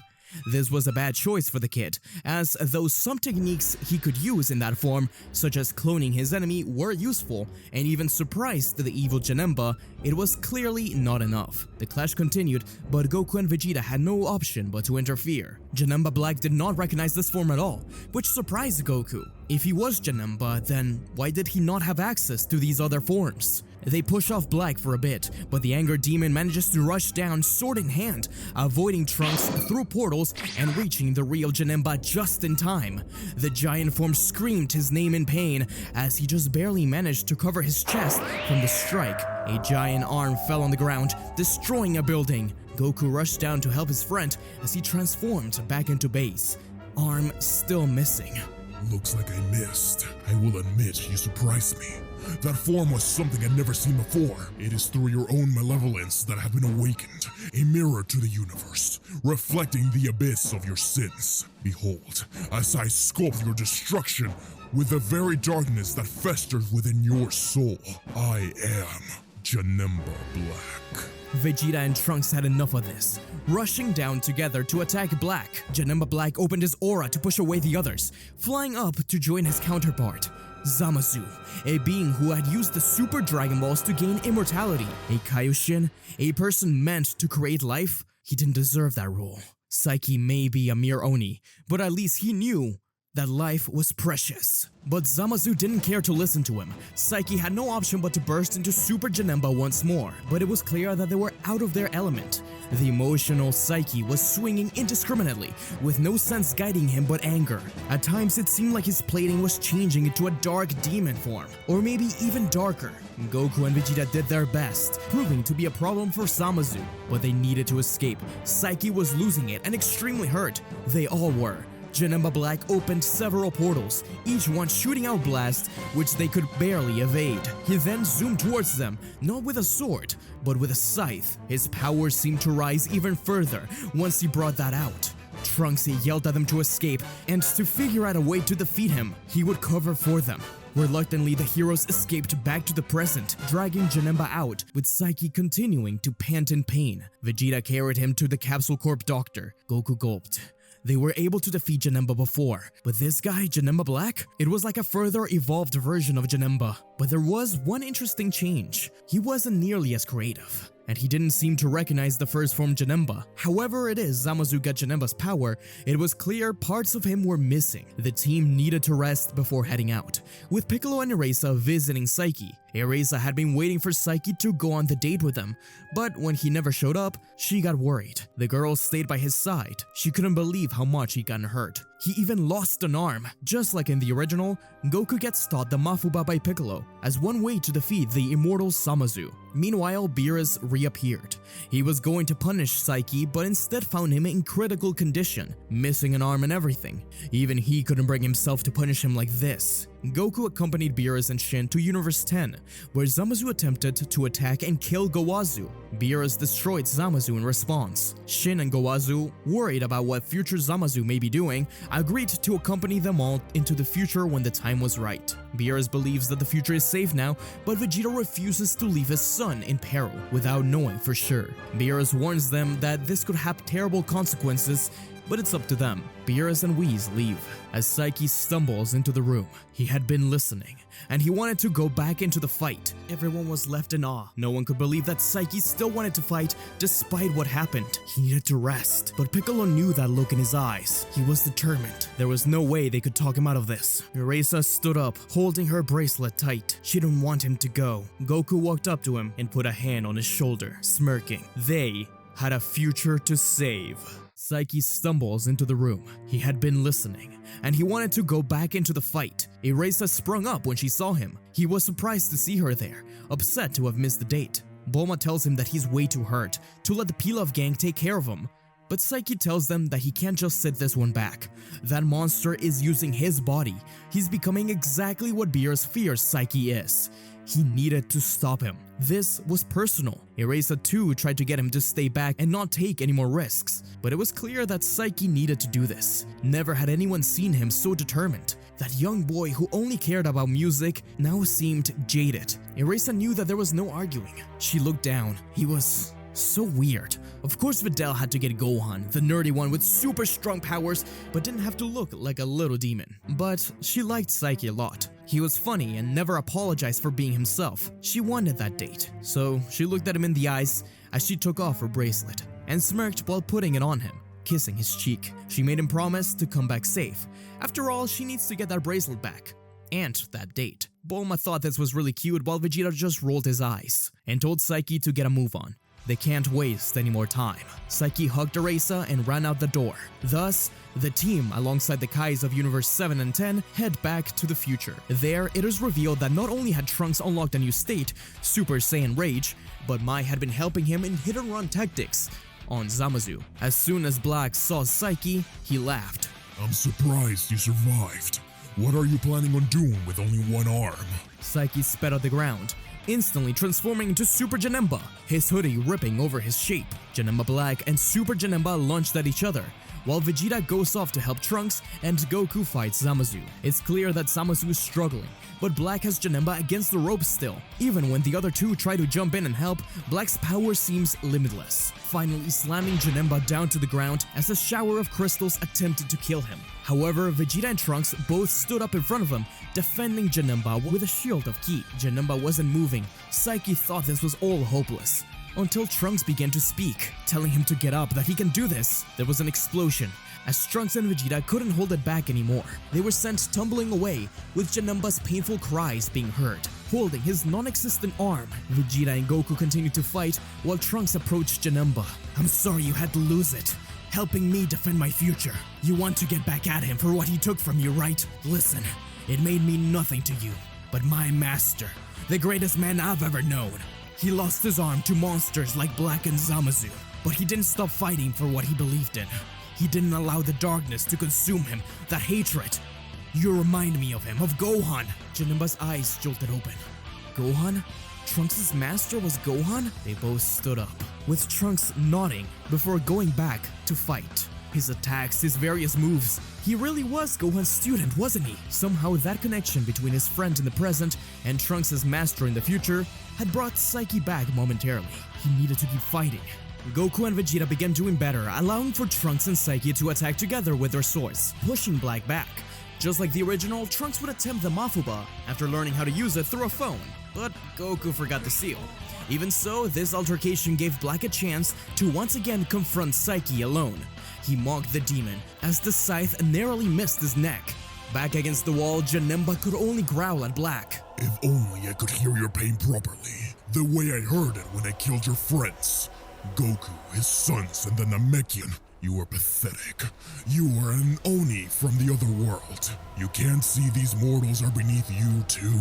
Psyche's heart continued beating faster and faster, his vision becoming blurry as the screams and pain of his friends were heard in the background. In front of him was a reflection, the monster Beerus and some others saw him as. he became angry, bitter. He could feel the darkness within him, the souls behind that cage escaping more and more into his body. Goku realized this, and he tried to rush his way to reach out, but Janemba screamed out in anger while looking at Black. He hated him. He hated everything Zamasu stood for, the nihilism he spouted. Janemba's tail slammed against Goku as his eyes widened. Goku couldn't believe what he saw. This wasn't any form Psyche had shown before. It was something else. Yes, you see, you really are the purity of mortal sins. Look at you. You and I are not dissimilar. Janemba, huffing in anger, attacked Zamasu relentlessly, but Black could still keep up. He wasn't in control. He couldn't think at all. The uncontrollable monster opened his aura, racing the area and destroying everything in his path. Zamasu had been proven right. This boy couldn't help but give in to the temptation of sin offered by the souls within. Zamasu and Black stood by the new Black Janemba, but Goku wouldn't let his friend be taken just like that. Vegeta and Goku got in the way, blasting both Janembas into different directions.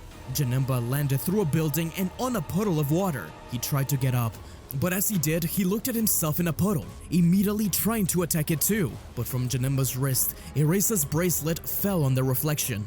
The ripples showed something he didn't recognize at first. Janemba was looking at the face of Zamasu, of Janemba Black. Janemba had morphed into the same dark state Zamasu had. Psyche, snap out of it! You can't give in! Psyche realized it now. Zamasu had allowed his hatred for humanity to consume him. The power of Janemba was really entirely dependent on emotions, wasn't it? And at that moment, he hated Zamasu.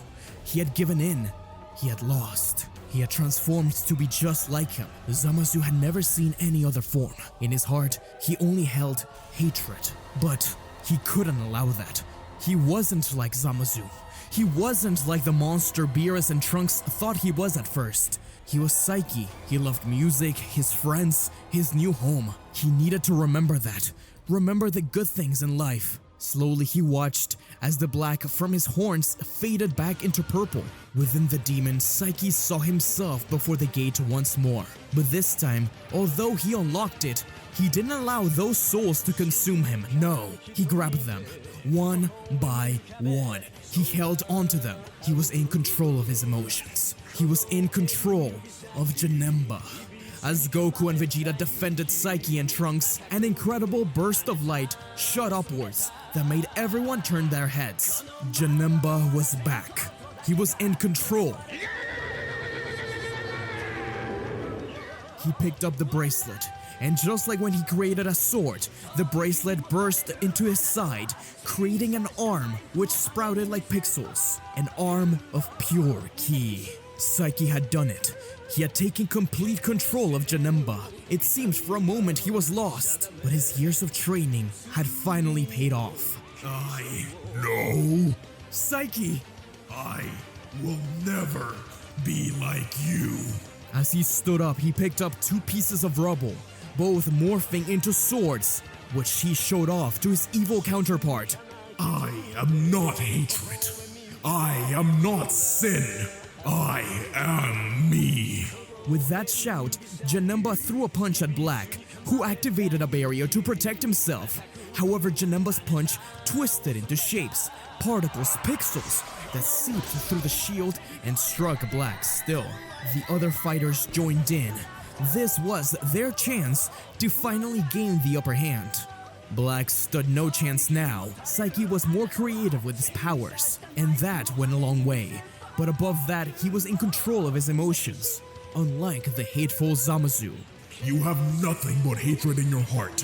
It is the reason you never had access to the first form or the second. Happiness, anger, sadness, these are essential parts of human reality, which you refuse to acknowledge. You see them as weaknesses, but they are what makes us stronger than you'll ever be. Black had no way to escape, and Zamasu was clearly losing ground.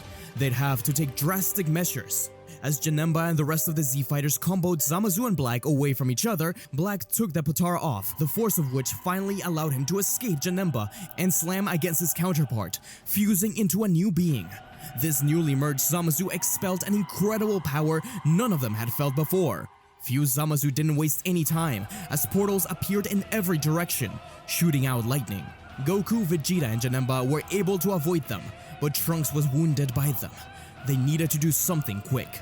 That's when Gowazu and Shin appeared, helping Trunks retreat and heal him.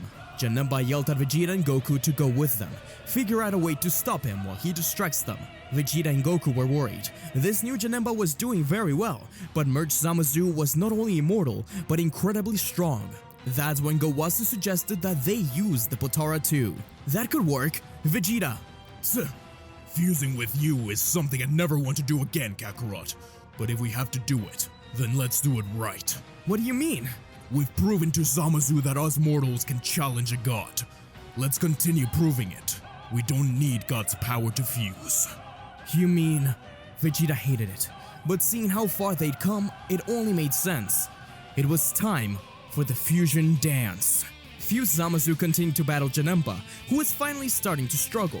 This new power was incredible, but Zamasu's immortal form was proving to be a problem. When Zamasu swung to strike Janemba and surely hurt him great, Janemba thought quickly and blurted out a curse word, which actually stopped him dead in his tracks, breaking him apart some. Zamasu was not aware of this weakness, but Psyche, it hurt him, yeah, but he had plenty of words to say. He continued to do this until he felt a powerful explosion of ki behind him. Janemba smirked, struggling to keep himself up. For the first time since his inception, Janemba was looking at the ultimate fighter, Gogeta, the Soul Bringer. Janemba stood by the fusion, as Trunks held his sword by his side. These mortals had to do ridiculous dances to even come close to the power of godly fusion. It wouldn't be enough. Gogeta led the charge, punishing Zamasu with a barrage of kicks that left streaks of starlight behind. Zamasu was kicked up to the sky, where Trunks blasted him down to the ground. Janemba lifted his blade up, exploding the monster. Zamasu clearly stood no chance, and his form began to show it as he began to melt onto himself. The god began to freak out, not knowing what to do, as he started to remember something. He watched as Janemba created a pocket dimension to escape Beerus and defeat Hit. Perhaps he could do that too, trap them in there and defeat them. Yes, he could do that, but while he was trying to speak, no words were coming out.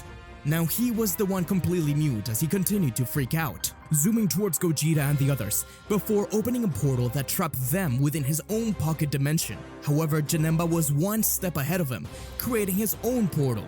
Both teams were now trapped within Zamasu's pocket dimension.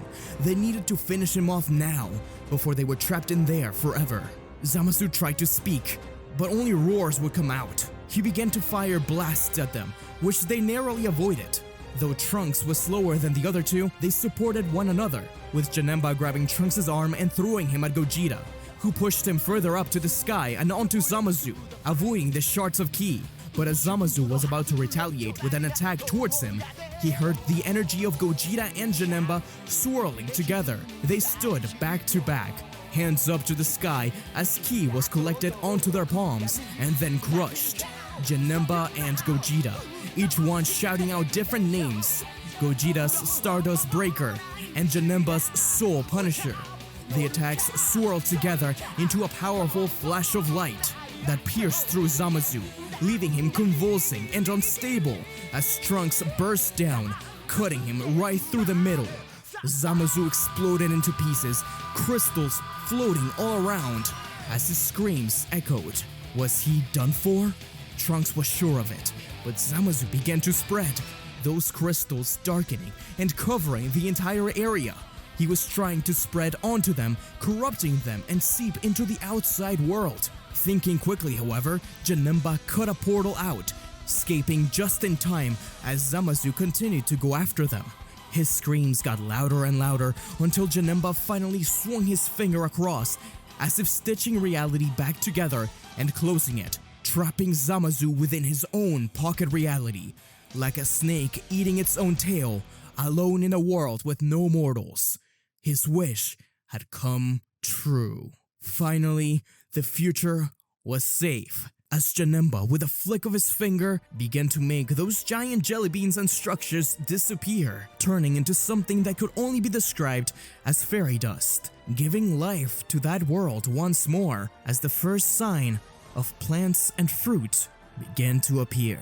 Mai ran to hug Trunks, as Psyche finally reverted back to his base form, still holding on to the bracelet. Everything was alright. He knew that now. Gogeta smiled at him as he passed out. Soon enough, they would return to the present, where Trunks would spend a little bit more time there, spending time with Piccolo, Goku, Vegeta, but especially Gohan and Psyche. It was nice seeing Gohan again, even if it wasn't the same one. The transformation had actually allowed Psyche to regrow his arm. It wasn't the same as before, but it would do, until it was finally time for Trunks to return home, to his own future. Whis and Beerus heavily disapproved of what happened, and Beerus said that he would still have to punish Janemba. In fact, as soon as Trunks and Mai left, Beerus was tapping his finger, telling him that they have a score to settle. It was time to show him what he's made of, now that he can, supposedly, control his power. Psyche was ready and excited to do this when he saw Erasa show up behind Beerus. She ran to hug him, admiring his new arm, and realizing that her bracelet was a little broken. She glared at him and Psyche apologized profusely, but it was okay. At least now she really had a reason to cash out on that date. Psyche looked at Beerus worried, but Beerus rolled his eyes, allowing him to go. Goku and Vegeta laughed. As Piccolo watched him go, he could sense his ki. They all could. It was much different from before. More powerful, more confident. He truly had changed. Janemba and Psyche were now one. Psyche and Erasa sit together at a diner, chatting and enjoying a meal. After the battles in the future, the two of them are officially dating. They have a lot in common, including their taste in music, though she is far more girly than any Oni he ever knew. He wasn't even sure if he'd ever met any woman in Otherworld, except for Princess Snake, but she was always out of his league anyways. As the night winds down and Psyche goes in for a kiss, someone grabs his hand and pulls him away, the kiss landing on Baby Bra's forehead. Goku had teleported him to Capsule Corp. It was time. Didn't he remember? The Tournament of Power. It was time to train. They only have a few days. Psyche rolled his eyes. He didn't have it in him to fight all the time like Goku and Vegeta did, and he just can't keep leaving Erasa like this. Videl interjects by saying that she'll get used to it, glancing over at Gohan, and she offers to call Erasa for him. There were a few faces which Psyche didn't recognize, including Android 17. So, what kind of music are you into? I listen to nature sounds with a low bass over them. Oh, but I have been looking for new stuff. Psyche smiled brightly, eager to introduce Android 17 to the wonderful world of hyperpop. Psyche hugged Gohan. It was great to see him again, and to get to battle by his side. As the leader, Gohan devised a plan to stick together during the start of the tournament. But there was one problem. They needed a final fighter. Goku had someone in mind now that Buu fell asleep, a warrior he hadn't seen in many years. A warrior familiar to Psyche. Without asking, Goku teleports them both to Otherworld. Goku and Psyche venture forth to seek out the new warrior, known for his fierce determination and unmatched speed, Pikkon. Upon arrival, they find Pikkon in deep meditation. Goku approached him with his usual grin, but Psyche hangs back, sensing tension in the air. Pikkon's eyes open, and his gaze upon Psyche is one of thinly veiled contempt. I know why you're here, Goku. Yama told me you had me in mind. I have been training, but I simply cannot fight alongside that demon. Psyche was insulted, but he did beat him up pretty badly the first time he was Janemba. But that still hurt. Goku explains the dire stakes of the Tournament of Power, the survival of the entire universe, and countless others. Pikkon remains unmoved until Goku speaks of the honor and the opportunity to battle alongside the mightiest. It's the chance to prove himself once more, not just to others, but to the cosmos itself. Pikkon looks at Psyche. He didn't trust him, but he did respect Goku. Finally convinced, Pikkon agrees. If you slip up once, demon, I'll be the one to take you down. With Baba's help, Pikkon is brought to Earth, where he trains with Goku, Vegeta, Piccolo, and Psyche. Pikkon does slowly begin to see that Psyche truly is under control, but he still doesn't trust them. For all he knows, he will take a chance to knock them all out of the arena and use that wish for himself. He did like Piccolo though, and so, after a few hours of training, the tournament arrives. Team Universe 7 stands ready. Psyche is disappointed to hear the Grand Prix say no weapons allowed, nor flying. It was clear that Universe 7 had a giant target on its back, as everyone looked at Goku like they already wanted to kill him. And Psyche looked like such a small fry, no doubt he'd be a primary target at the start. Priest signaled the commencement of the tournament, and everyone rushed towards Universe 7. Gohan tried to tell them all to stick together, but Goku, Vegeta, 17, Pikkon, and the others jumped out into different directions. Gohan was upset, but Psyche stood by his side as Basal rushed at Gohan, while Lavender kicked at Psyche. The Oni didn't have time to think. They were clearly extremely powerful warriors. He was afraid but excited? Goku had clearly rubbed off on him. Well, it was time to fight. Right before Lavender reached them, Psyche yelled at his teammates to get away. They did so just in time as Psyche transformed into his first form, Janemba, his massive body expanding in such a way that it pushed many fighters out of the arena. The trio of the Dangerous did not anticipate this as they were knocked out of the arena, except for Bergamo. He led a barrage of Ki Blast against Janemba, who was knocked off balance and started to tumble to the side. That trick would only work once. But he wouldn't go down without a fight, as he created a copy of Bergamo in the palm of his hand that fired an attack just as powerful. The Wolf Warrior was surprised but avoided it, as he transformed into his giant form and tried to knock Janemba out. Psyche had enough, shrinking down into Super Janemba. Psyche finds himself back to back with Pikkon, surrounded by enemies. They needed to take down Bergamo together. Their combined might is formidable, but it's their reluctant cooperation that turns the tie. There's an unspoken bond between the other world warriors, as Pikkon and Psyche manage to defend themselves against the swarm, whilst avoiding Bergamo's moves. Together, they push him off of the arena, taking others down with him. Janemba tried to high-five Pikkon, but he simply flew away. The battles continued, with Goku and Vegeta facing off against the Universe 6 Saiyans and taking on something of a mentor role. As more fighters tried to steer clear of Janemba, Gohan, and the others, Janemba was given a chance to go off from the team and face other warriors. Now that he had full control over Janemba, he realized just how versatile he was, without having to sacrifice his personality. In fact, although he wasn't allowed to have any weapons, he didn't get searched for his phone. Janemba chuckled as he put his headphones on, fighting warriors left and right, with music blasting all the way through. Some gave him some troubles, such as Kale when she entered her berserk state. But he was having the time of his life. He led her through a collection of warriors, as if she was a raging bull, until Caulifla managed to calm her down. He continued on fighting Murichim and scaring him off of the arena. Topper, Kakote, and many others stood no chance as Janemba rushed through all of them. Being fully in control, having fun, the music driving him, he felt more alive than ever. But everything changed as more universes continued to be erased. It became clear to him now just how serious the situation was, and how terrible this could end up if the wrong fighter won. Warriors from Universe 7 were defeated too, Krillin and Tien. Be it as in mind, Goku's curiosity over fighting Jiren persisted, and just like in the original story, he unlocked Ultra Instinct Omen, using a Spirit Bomb. This new technique shook the entire arena, but it wasn't enough to defeat Jiren just yet. Janemba was wowed by it, and wondered if that was possible for him too. A silver armor would look quite cool. There was a point where, while fighting together against Anilaza, a wrong step knocked both Janemba and Gohan out of the arena. In order to save them both, Piccolo grabbed them with his stretchy arms and launched them towards Anilaza's face. They fired their individual blasts. Pikkon yelled for Psyche to join him in his final struggle as he finally revealed what he had been working on, Super Pikkon. How original, Vegeta thought to himself. Psyche is inspired though, his own aura flaring as they pushed each other to their limits. Anilaza was feeling the pressure, unleashing his ultimate weapon, a beam of energy so vast it threatened to swallow the fighter's whole. Pikkon responds with a thunderous cry, his own energy coalescing into a concentrated point at his fist. Anilaza's beam meets the combined might of Psyche and Pikkon, the impact sending shockwaves through the void.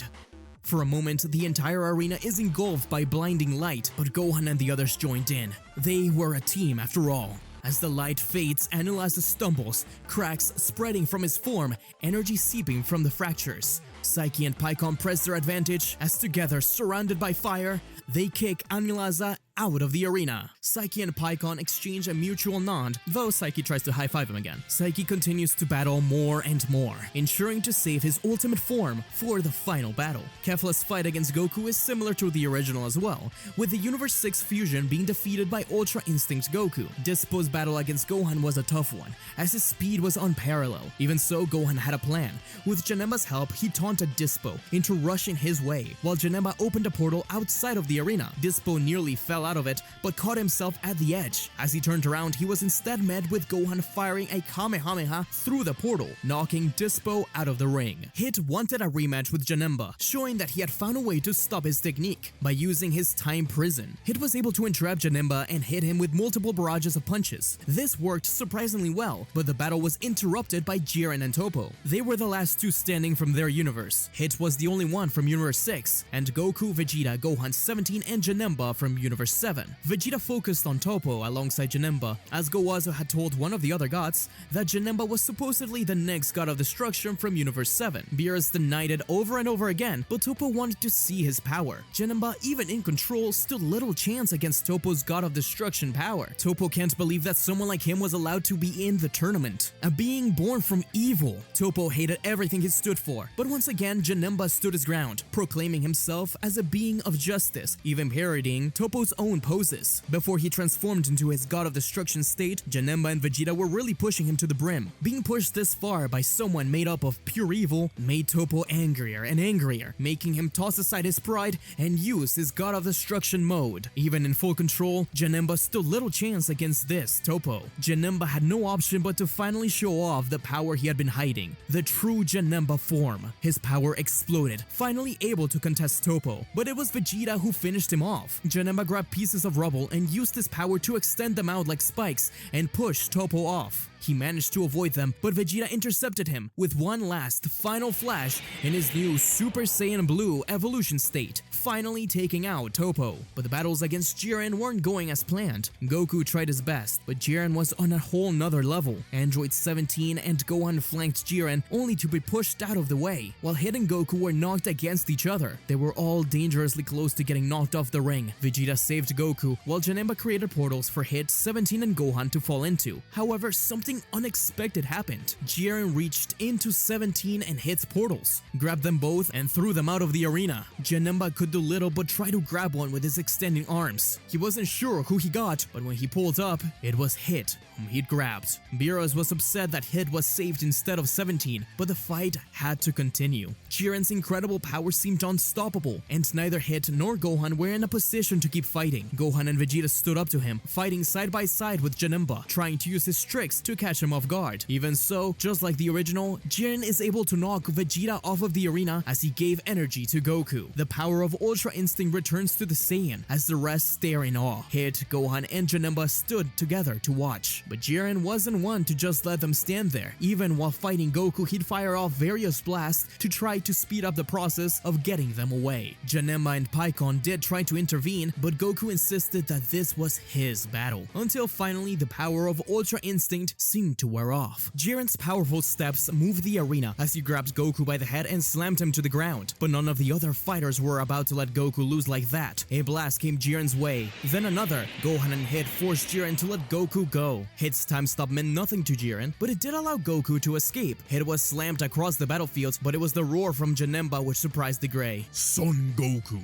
you bring a demon like this and you claim to be fighting for good? This demon has earned his spot in our team. That's what trust is about. The pieces of rubble floating around the arena suddenly turned into giant crystallized jelly beans, to which Zeno gasped and clapped. Those jelly beams came crashing down against Jiren, who could avoid and destroy them until they finally piled up on him. The alien exploded his ki, causing pieces of beans to fly all over the place, while Psyche and Pikkon continued to fire blasts at him. But one of the ki blasts that stemmed from Jiren's body struck the arena they stood upon. They were both going to fall off. Pikkon, thinking quickly and with his last bit of strength, kicked Janemba off and pushed him back into the arena, telling him not to let him win. Janemba had won the respect of Pikkon. He wouldn't let him down. But Hit, Goku, and Gohan used set pieces as platforms, jumping from one to another and finally reaching Jiren, firing a powerful blast. Jiren was still in the running, but the team combinations were finally pushing him to the max. Jiren tried to go for Janemba next,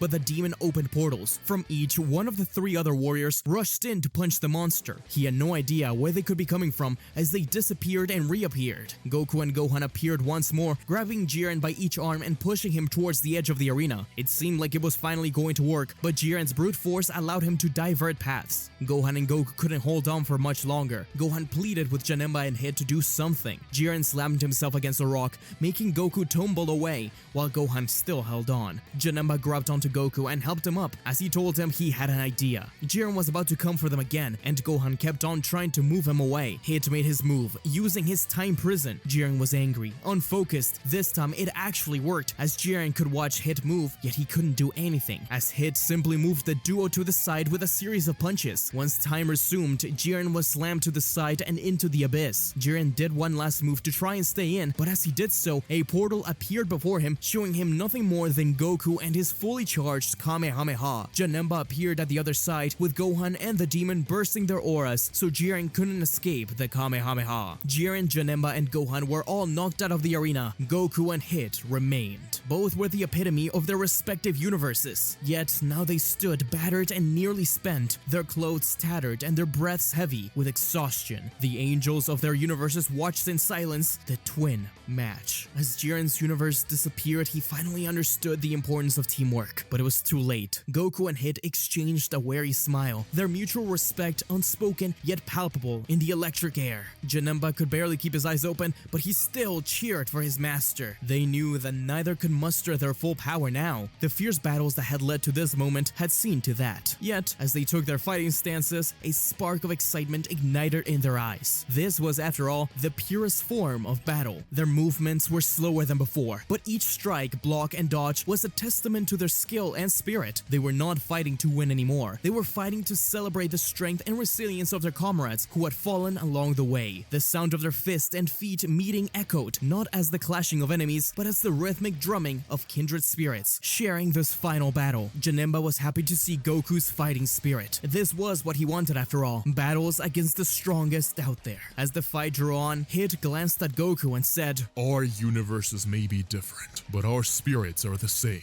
It's through that fighting spirit that we can coexist. Goku nodded, a grin spreading across his face, his eyes shining. They wanted to fight each other at their maximum, but once again, this was not it. Perhaps there was another way. Realizing that neither of them had the power to deliver a decisive blow, they came to a silent agreement. With a final salute to one another, they leaped from the arena in unison, their bodies disappearing into the void. The spectators were stunned. Whispers turned to murmurs, and murmurs to exclamations of disbelief. Beerus and Champa cried in anticipation of erasure, while Janemba and Gohan looked in awe. Goku really was number one. But what would become of them now? Zeno, with childlike wonder, and the Grand Priest, with a rare smile, watched as Goku and Hit defied the nature of the tournament. They gave up not because neither of them could win, but because they wanted to keep fighting against each other, without the pressure of the entire multiverse. Impressed by their display of unity, Zeno and the Grand Priest decided to honor their wish. Goku and Hit, standing side by side, wished for the revival of all the universes that had been erased. The Super Dragon Balls glowed, the power reaching across the void to restore those that were lost. In that moment, the fabric of the multiverse was rewoven, and so, the Tournament of Power ended not with the triumph of one, but with the victory of all. Goku and Psyche shot each other's thumbs up, as finally, Psyche got Pikkon to high-five him. As they waited to be teleported away, Janemba sat at the edge of the arena, watching the other universes leave one by one. Piccolo placed a hand on his shoulder, smiling at him. He had grown so much. He was proud. There was little more he could teach him now. He was his own warrior. That's when Kale, Caulifla, and Kaba appeared, saying that they have to visit planet Sadala soon enough. Psyche himself wanted to help Kale control her emotions. Lord knows that he always struggled with that. Perhaps that was his next step, teach others what he's learned. He looked down at the bracelet Erasa gave him. He was excited to go. Some time has passed since the Tournament of Power. Psyche and Erasa enjoy a rare moment of peace, their bond symbolized by a jelly bean-like bracelet. Their tranquility is shattered as a Frieza Force spaceship descends on Earth, signaling a new threat. Psyche leaps into action, creating portals to evacuate civilians as the Z-Fighters rally against the invaders. Sometime earlier, Chile and Lemo land on a distant planet named Vampa. There they encounter something incredible, a powerful Saiyan warrior named Broly, and his father, Paragus. People such as Berry Blue have stepped up to try and find a way to revive their master. They needed to gather forces, and finding these Saiyans is one of the most important things they have done. However, there was a power vacuum that needed to be filled, and Paragus wasted no time in filling that role once he entered the spaceship. He didn't care for conquering planets, he only had one thing in mind: revenge against the Saiyan King. Berry Blue saw this as an opportunity. If Paragus and Broly manage to kill the Saiyans, then they will have an easier time finding the Dragon Balls and using them to revive Frieza. She keeps the information about the Dragon Balls to herself, but tells Paragus about Earth. He is sure to make that prince pay for what he's done. The attack begins as Psyche opened portals by his side, telling Erasa and every civilian he saw to enter through there as blasts began to rain down.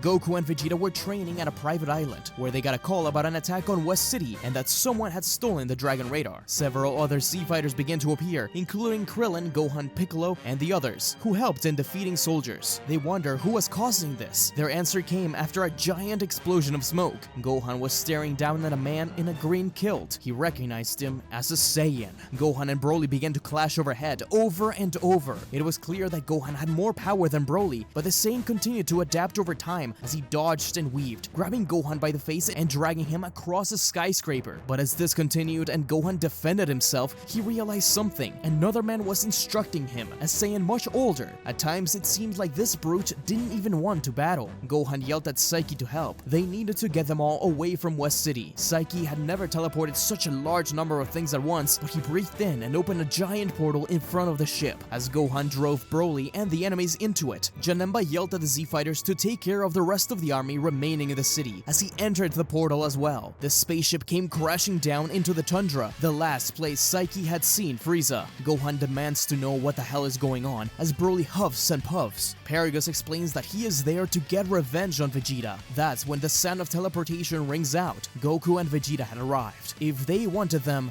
they had them. The battle against Broly continued, with Goku and Vegeta interchanging as Goku thanks Gohan and Psyche for their help. Paragus laughed at their appearance, summoning Broly to attack the prince. Without much to say, the battle began. It was an intense spectacle of power, where as soon as it began, it looked like Vegeta could take care of Broly. However, something began to happen. His power rose more and more, threatening everything around him. Paragus wasn't an idiot. Even he knew he should be restrained. But Vegeta and Goku were having the time of their lives. It was the first time in so many years that they have seen another Saiyan like this. Paragus quickly pressed the button on his controller, electrocuting Broly and forcing him to the ground. This surprised everyone. How could a father do this to his son? Psyche and Gohan both yelled at Paragus to stop it. He was going to kill him. When Paragus wouldn't listen, Gohan had no option but to fire a Kamehameha at Paragus' hand, blowing away the controller in an instant and knocking out Paragus. Gohan thought he was saving Broly. He had to help him. It was obvious from when Goku used the Godbind on him that he was being forced to fight. But the destruction of the remote and seeing Paragus buried under snow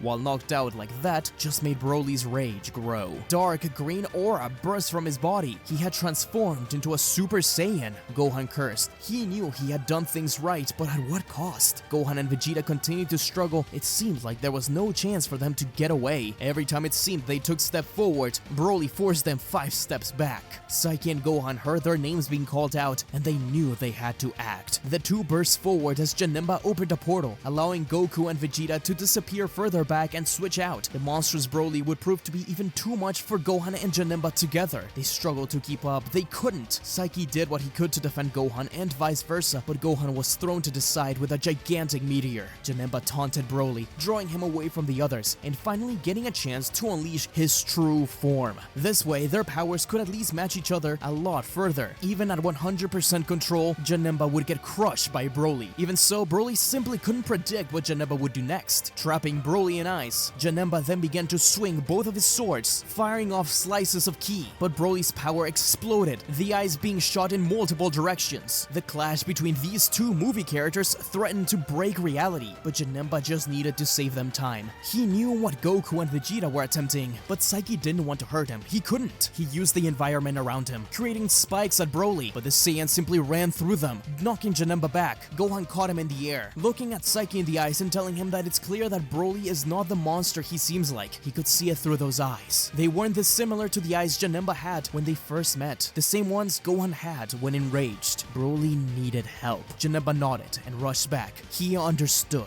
Meanwhile, Goku and Vegeta finally recovered after figuring out a plan. Janemba was buying them some time. It was funny, the first time someone had to buy them time, it was to fuse against Janemba himself. Now he was one of their greatest allies. Goku and Vegeta watched the explosion from a distance, and though Vegeta hated doing this, they knew it could work.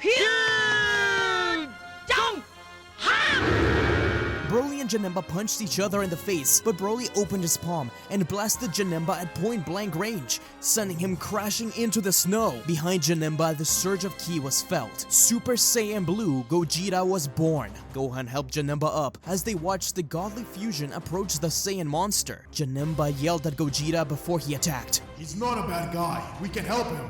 I know. When you see an opening, take your chance. I leave it to you. A titanic clash of power. Each blow from the combatants sent shockwaves through the very fabric of reality. Gogeta had a clear advantage, though Broly's power erupts to such a degree that they jump in between dimensions. Even Janemba wasn't sure where they could end up as he sliced through the air, finding them battling in between time and space. When they return, Gogeta calls on Psyche's help to move. Janemba tears open portals that swallow Gogeta's form and spit him out in the next moment for surprise attacks. As Gogeta readies the final move, a Kamehameha glowing with the promise of ending the battle, Gohan yells at Janemba to move. It's his chance. Broly is weak. Janemba opens a rift, swallowing both the attack and Broly, pulling them into a pocket dimension of his own creation. Within this fragmented realm, where the rules of physics bow to Janemba's will, the two behemoths stand amidst the floating debris, their energies causing the dimensions to quake. Broly, burning with rage and confusion, lunges at Janemba, but the demon is elusive in this dimension, his form flickering between shards of reality. Janemba doesn't seek to overpower Broly in strength. He knows Broly's power is just fed by turmoil and pain. Instead, Janemba speaks, his voice resonating through the dimension. Broly, listen to me. You don't have to keep fighting. You don't have to be controlled by anger. I was once like you, and Broly didn't listen. He just rammed through Janemba and slammed him into a jelly bean. Even in his own dimension, Broly seems to defy the laws. Alright, I guess I'll have to beat it on to you.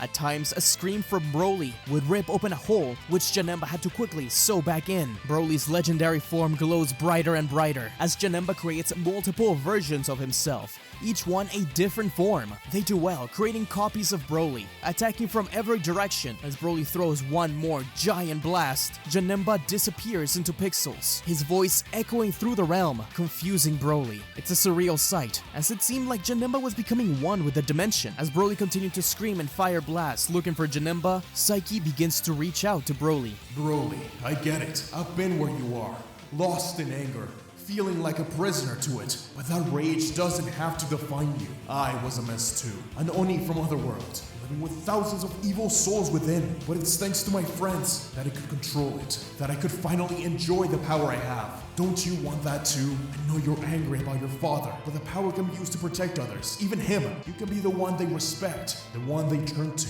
Show the universe that you're not just a weapon. You're a person who's got more to offer than just a fight. I can help you. Use that fire inside of you to light up a path, not burn down the wrong one. It's not about proving you're the strongest anymore. It's about proving you're more than that. What do you say? Broly's face still showed anger as he began to shake, his aura exploding further and further as he finally screamed out, his ki being released. He wanted to accept it, as Psyche opened one more portal and showed Broly that his father, Paragus, was still alive. Broly wanted this. He wanted to control his power, just like Janemba had. His rage faltering, his fist unclenching, he roars one final time. It had come full circle for Psyche, just like with Goku and Piccolo, fighting him not to win, but to save him. Now, alongside Gogeta, they had saved another being, Broly. Janemba stood before him, but not as a demon, as Psyche, extending out his hand. Broly tilted his head, asking what that was. A handshake? Psyche smiled. The two shook hands, as the walls of the dimension broke apart around them, revealing the outside world. Gohan and Gogeta turned around to look at them. Gogeta could defeat Broly physically, but if they wanted to save him, then they needed someone who'd understand him. Shilai ran to Broly, hugging him tightly, glad that it was over. Paragus too had woken up, afraid of what Gogeta could do, but Broly instead told him that he was glad glad to see him alive, hugging his father. It was then when Paragus realized what he'd done, using his Broly for a foolish goal to try to kill a man who was a mere child when he was cast away. He still hated them. He still wanted them dead, but Gohan spoke up, telling Paragus that they can have shelter on planet Earth. They don't have to rely on the Frieza Force, as long as they stop looking for revenge. Reluctantly, Paragus agreed. Gohan got a call from Krillin, telling them that he had found the culprits responsible for stealing the Dragon Radar. They actually didn't know that Frieza couldn't be revived more than once using the Earth's Dragon Balls, so once they summoned Shenron, it was pretty easy to find them before they made another wish, instead wishing for West City to be restored. So that's it, huh? Man, I've got at least a few more minutes left. Wish I could get all this energy out. A few more minutes left, huh? Hey Gogeta, how about a rematch? Huh? A rematch? You sure? Last time it didn't end well for you. Trust me, I'm much different now. Why don't we show Broly what one can do when they control their emotions?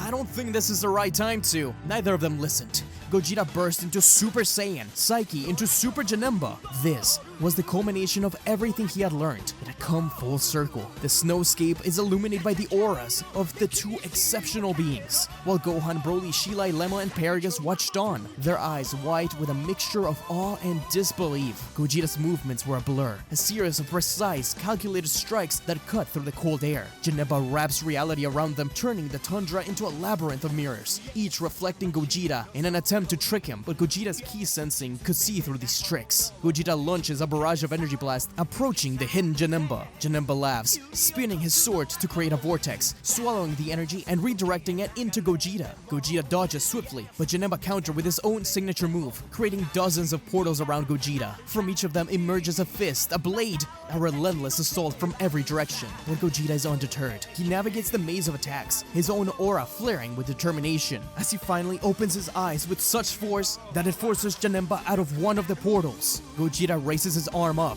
creating an orb of crystallized energy, firing a Soul Punisher. But the demon wasn't going to fall for that twice. He knew this was a challenge. Janemba shrieks, an orb of his own shining.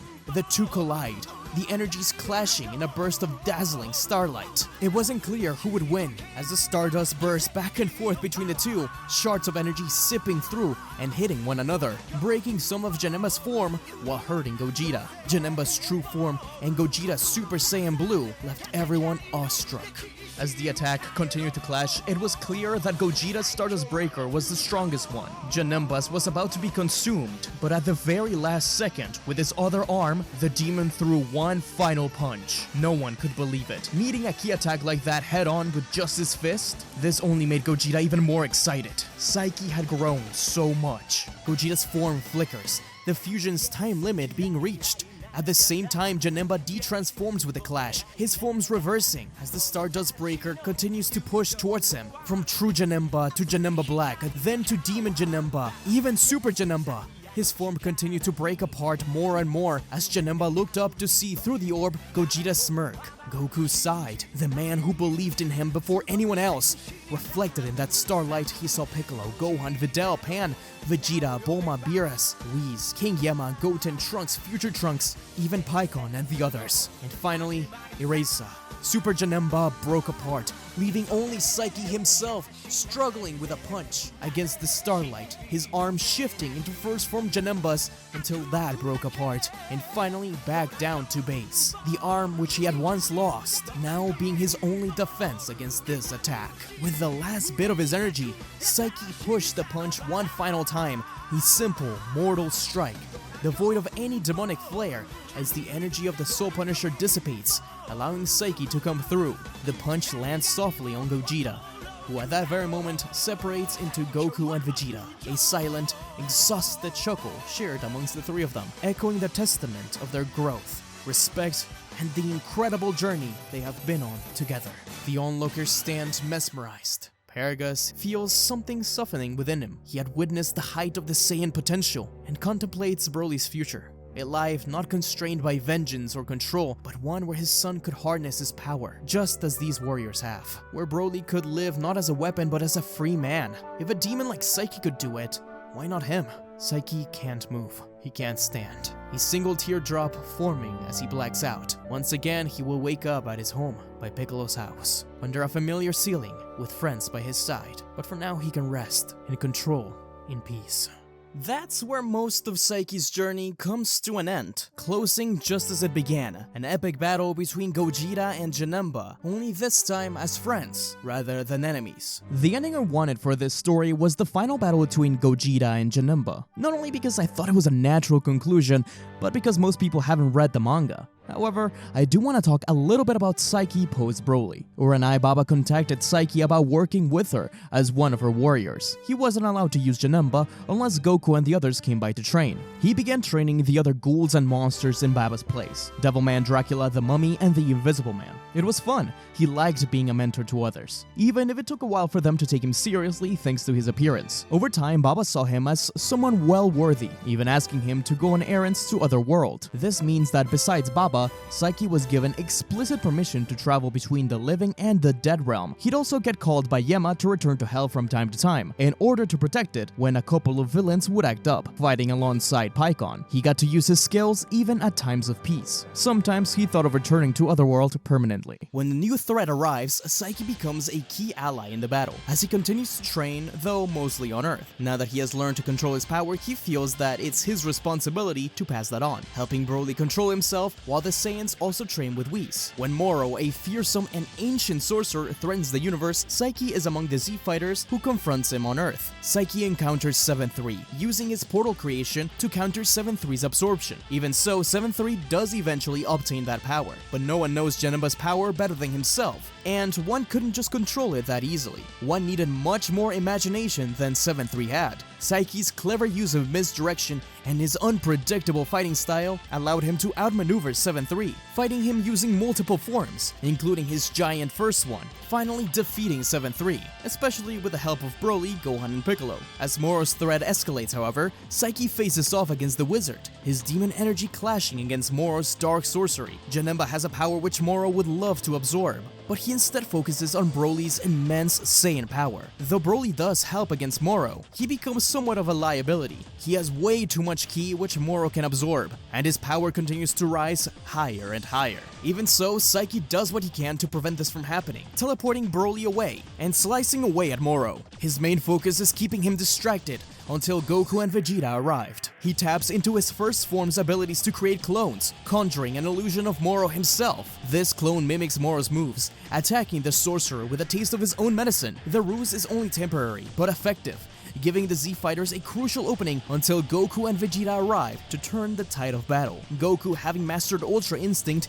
engages Moro, and just like in the original story, Moro attempts to use 7-3's absorption powers to obtain Miras', as not only had Moro eaten 7-3, but also absorbed Miras' power before getting his arm cut off. Moro summons his arm to claim Miras' divine skills, but Psyche realizes the grave threat that Moro plans poses. He gathers the last remnants of his strength, his determination unwavering, and this time, while being in his base form, Psyche's eyes flare up, opening a portal in the nick of time. Intercepting Moro's outstretched arm, the limb is sucked into the portal. Psyche then musters his energy to close the portal with destructive force, obliterating the arm. Psyche can't be much help, but he couldn't believe he had actually managed to use Janemba's skills while in his base form. Moro reels from the unexpected interception. His power was still massive thanks to Broly, but little by little, Vegeta would take away that power using 4 Spirit Fission. Without Miras' power, Moro is left vulnerable. It's a hard-fought battle, but without the angelic powers, Goku actually has an easier time, especially once Vegeta gathers everyone's power and gives it to Goku. With Moro defeated, the universe breathes a collective sigh of relief. However, something strange occurred to the souls within. When Moro tried to absorb Psyche's power, the souls within were taken, though his power didn't change. It wasn't until he visited Baba and Yema where he found out what happened. Psyche, thanks to his efforts to better himself, as well as the cleansing machine being part of him, accidentally cleansed the souls within himself. And when Moro absorbed his power and Vegeta took it back to create the Ki Ball for Goku, these souls were finally freed once that energy was released back to its original place. Yema had wondered why so many souls appeared all of a sudden to be judged again. Psyche retained his incredible power and his newest transformation thanks to the exhaust energy still living within him, but the damned souls could rest. Psyche felt a huge baggage being lifted from him. Psyche and Janemba were truly one in the same now. But him being freed from the weight of those souls left Psyche yearning for something more. Whis had told him that he could come train anytime he wanted, but Psyche thought that perhaps it was time for him to go home for a while, where it all began. It was a tearful goodbye, as Psyche promised everyone that he would visit, but at least for a while, he needed to be in Otherworld, see the people he grew up around and worked with, take care of Hell and help Yema create more of the soul cleansing machines. He had caused them far too much trouble as it was already, but he would be back. After all, he had the blessing of King Yema to return anytime he wanted. Erasa, Pan, and Gohan took it the hardest. They had grown to care so much about him. Gohan knew he'd be okay, though Pan was heartbroken. Erasa, as he's about to leave, ran up to Psyche. She asked him if she could come along, if there was any way. Psyche thought about it. Goku did tell him that him and King Kai lived alongside Snake Way a long time ago and built a little house. Perhaps she could. Was that possible? King Yema was vehemently opposed to it. No mortal could just wander around the dead realm, but Psyche simply pointed out that Goku was allowed in. Well, he doesn't like Goku doing it, but it's not like King Yema can stand up to him. That's when Psyche thought of something. He smirked mischievously. "You think you can take me on?" he said. Psyche transformed into Super Janemba, and with a flick of his finger, he encapsulated the whole of the checkout station into a giant jelly bean. Instantly, King Yema begged Janemba and said that he'd allow her to stay if he stopped this. Was he sure he didn't have those evil souls within him anymore? Just because he was purified didn't mean that Janemba wasn't at least a little bit mischievous. But was Erasa sure? She confirmed so. She loved Psyche. Not only that, but a life without having to go to a boring 9 to 5, that sounded great. She can just focus on her podcast or her design or whatever. After all, this is only temporary, right? Psyche was glad to have her by his side. The two lived on Snake Way, in the capsule home Bulma gave him years ago. But he also got to meet King Kai one of those days. The two remained in Otherworld for a long time, until one day Psyche got a call from Bulma. She was seeking his help. Something was going on Earth. As Gohan and Piccolo were in the midst of battle against Gamma 1 and 2, Janemba wasted no time in teleporting to Earth, where he found an extremely powerful Piccolo fighting an android. Was he really needed? It seemed like the two of them had it handled, especially once it was revealed that Gamma 1 and 2 were not evil, just misguided by the Red Ribbon Army. Psyche was in disbelief when Goten and Trunks appeared, older than he'd ever seen them before. It was really cool, and they had a lot more music to talk about. Psyche made sure to promise Piccolo that they'd train again soon, especially with a new orange state. But they weren't out of the fire just yet, as soon enough, Cell Max entered the scene with a powerful explosion. Psyche had dealt with the real Cell in Hell, so he thought he knew how to handle this one. Cell Max was incredibly powerful, and they would all need to work together if they hoped to defeat him. Cell Max towers over the landscape, and Psyche, with a wink to his allies, morphs into his giant form, challenging Cell Max's size in order to allow the other warriors a chance to strike from different angles. This works at first, as many attacks hit its target. However, Cell Max fires off a blast from each one of his spots, finally getting Janemba off of him.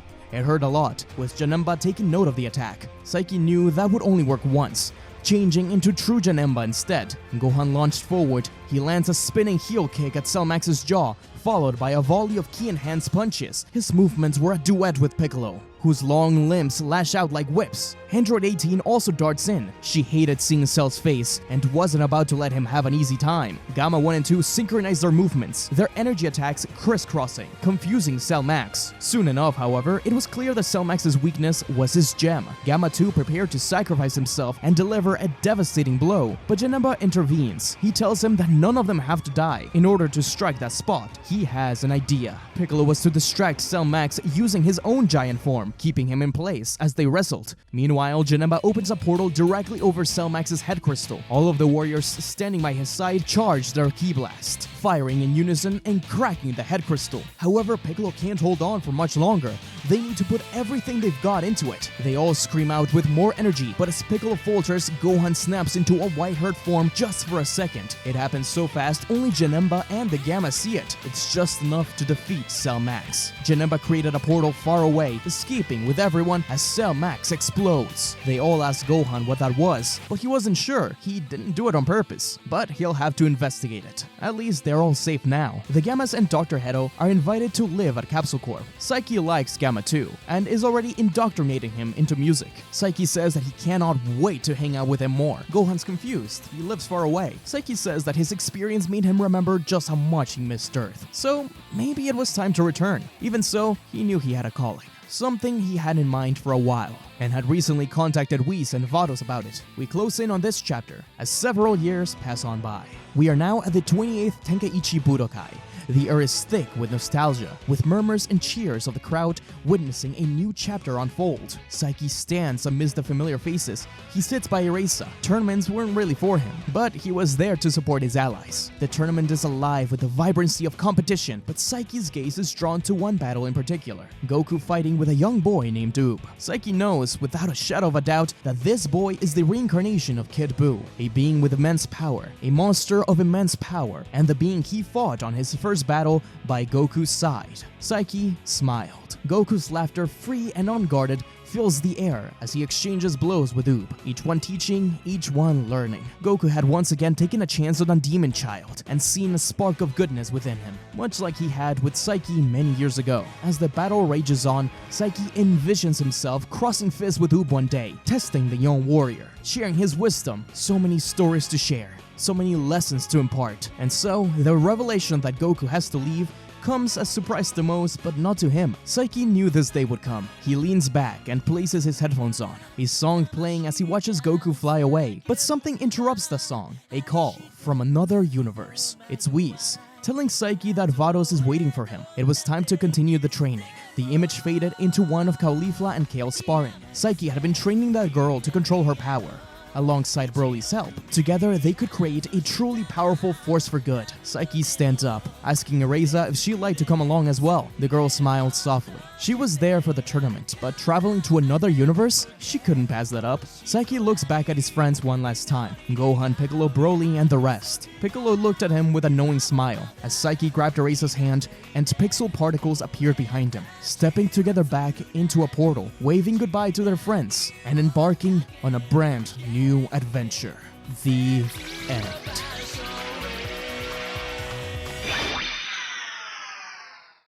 Thank you so much for watching, everyone. This was my big favorite series this year. I had a ton of fun doing it. It was very different from what I usually do, and I felt like I really got to take my own spin on a specific character and make him really my own. So I appreciate you guys coming along for the ride. I wanted to give a huge shout out to Junior Sama for the thumbnail, as well as Joe Joseph's CC Creations JAC for the various art that you see through the series of Psyche and Janemba. I really hope you guys enjoyed it. As always, a huge thank you to the patrons of the channel. I couldn't have done it without you guys. And if you'd like to become a super fan, I always welcome you guys to the Patreon. 3rd tier Patreons and up get videos early, as well as exclusive content. The video early this time was actually the last part of Janemba. I ended up releasing it just as a full story because I really wanted to end the year with something big, something that I like doing a lot, and really capping off the year. So, thank you guys, and Happy New Year's.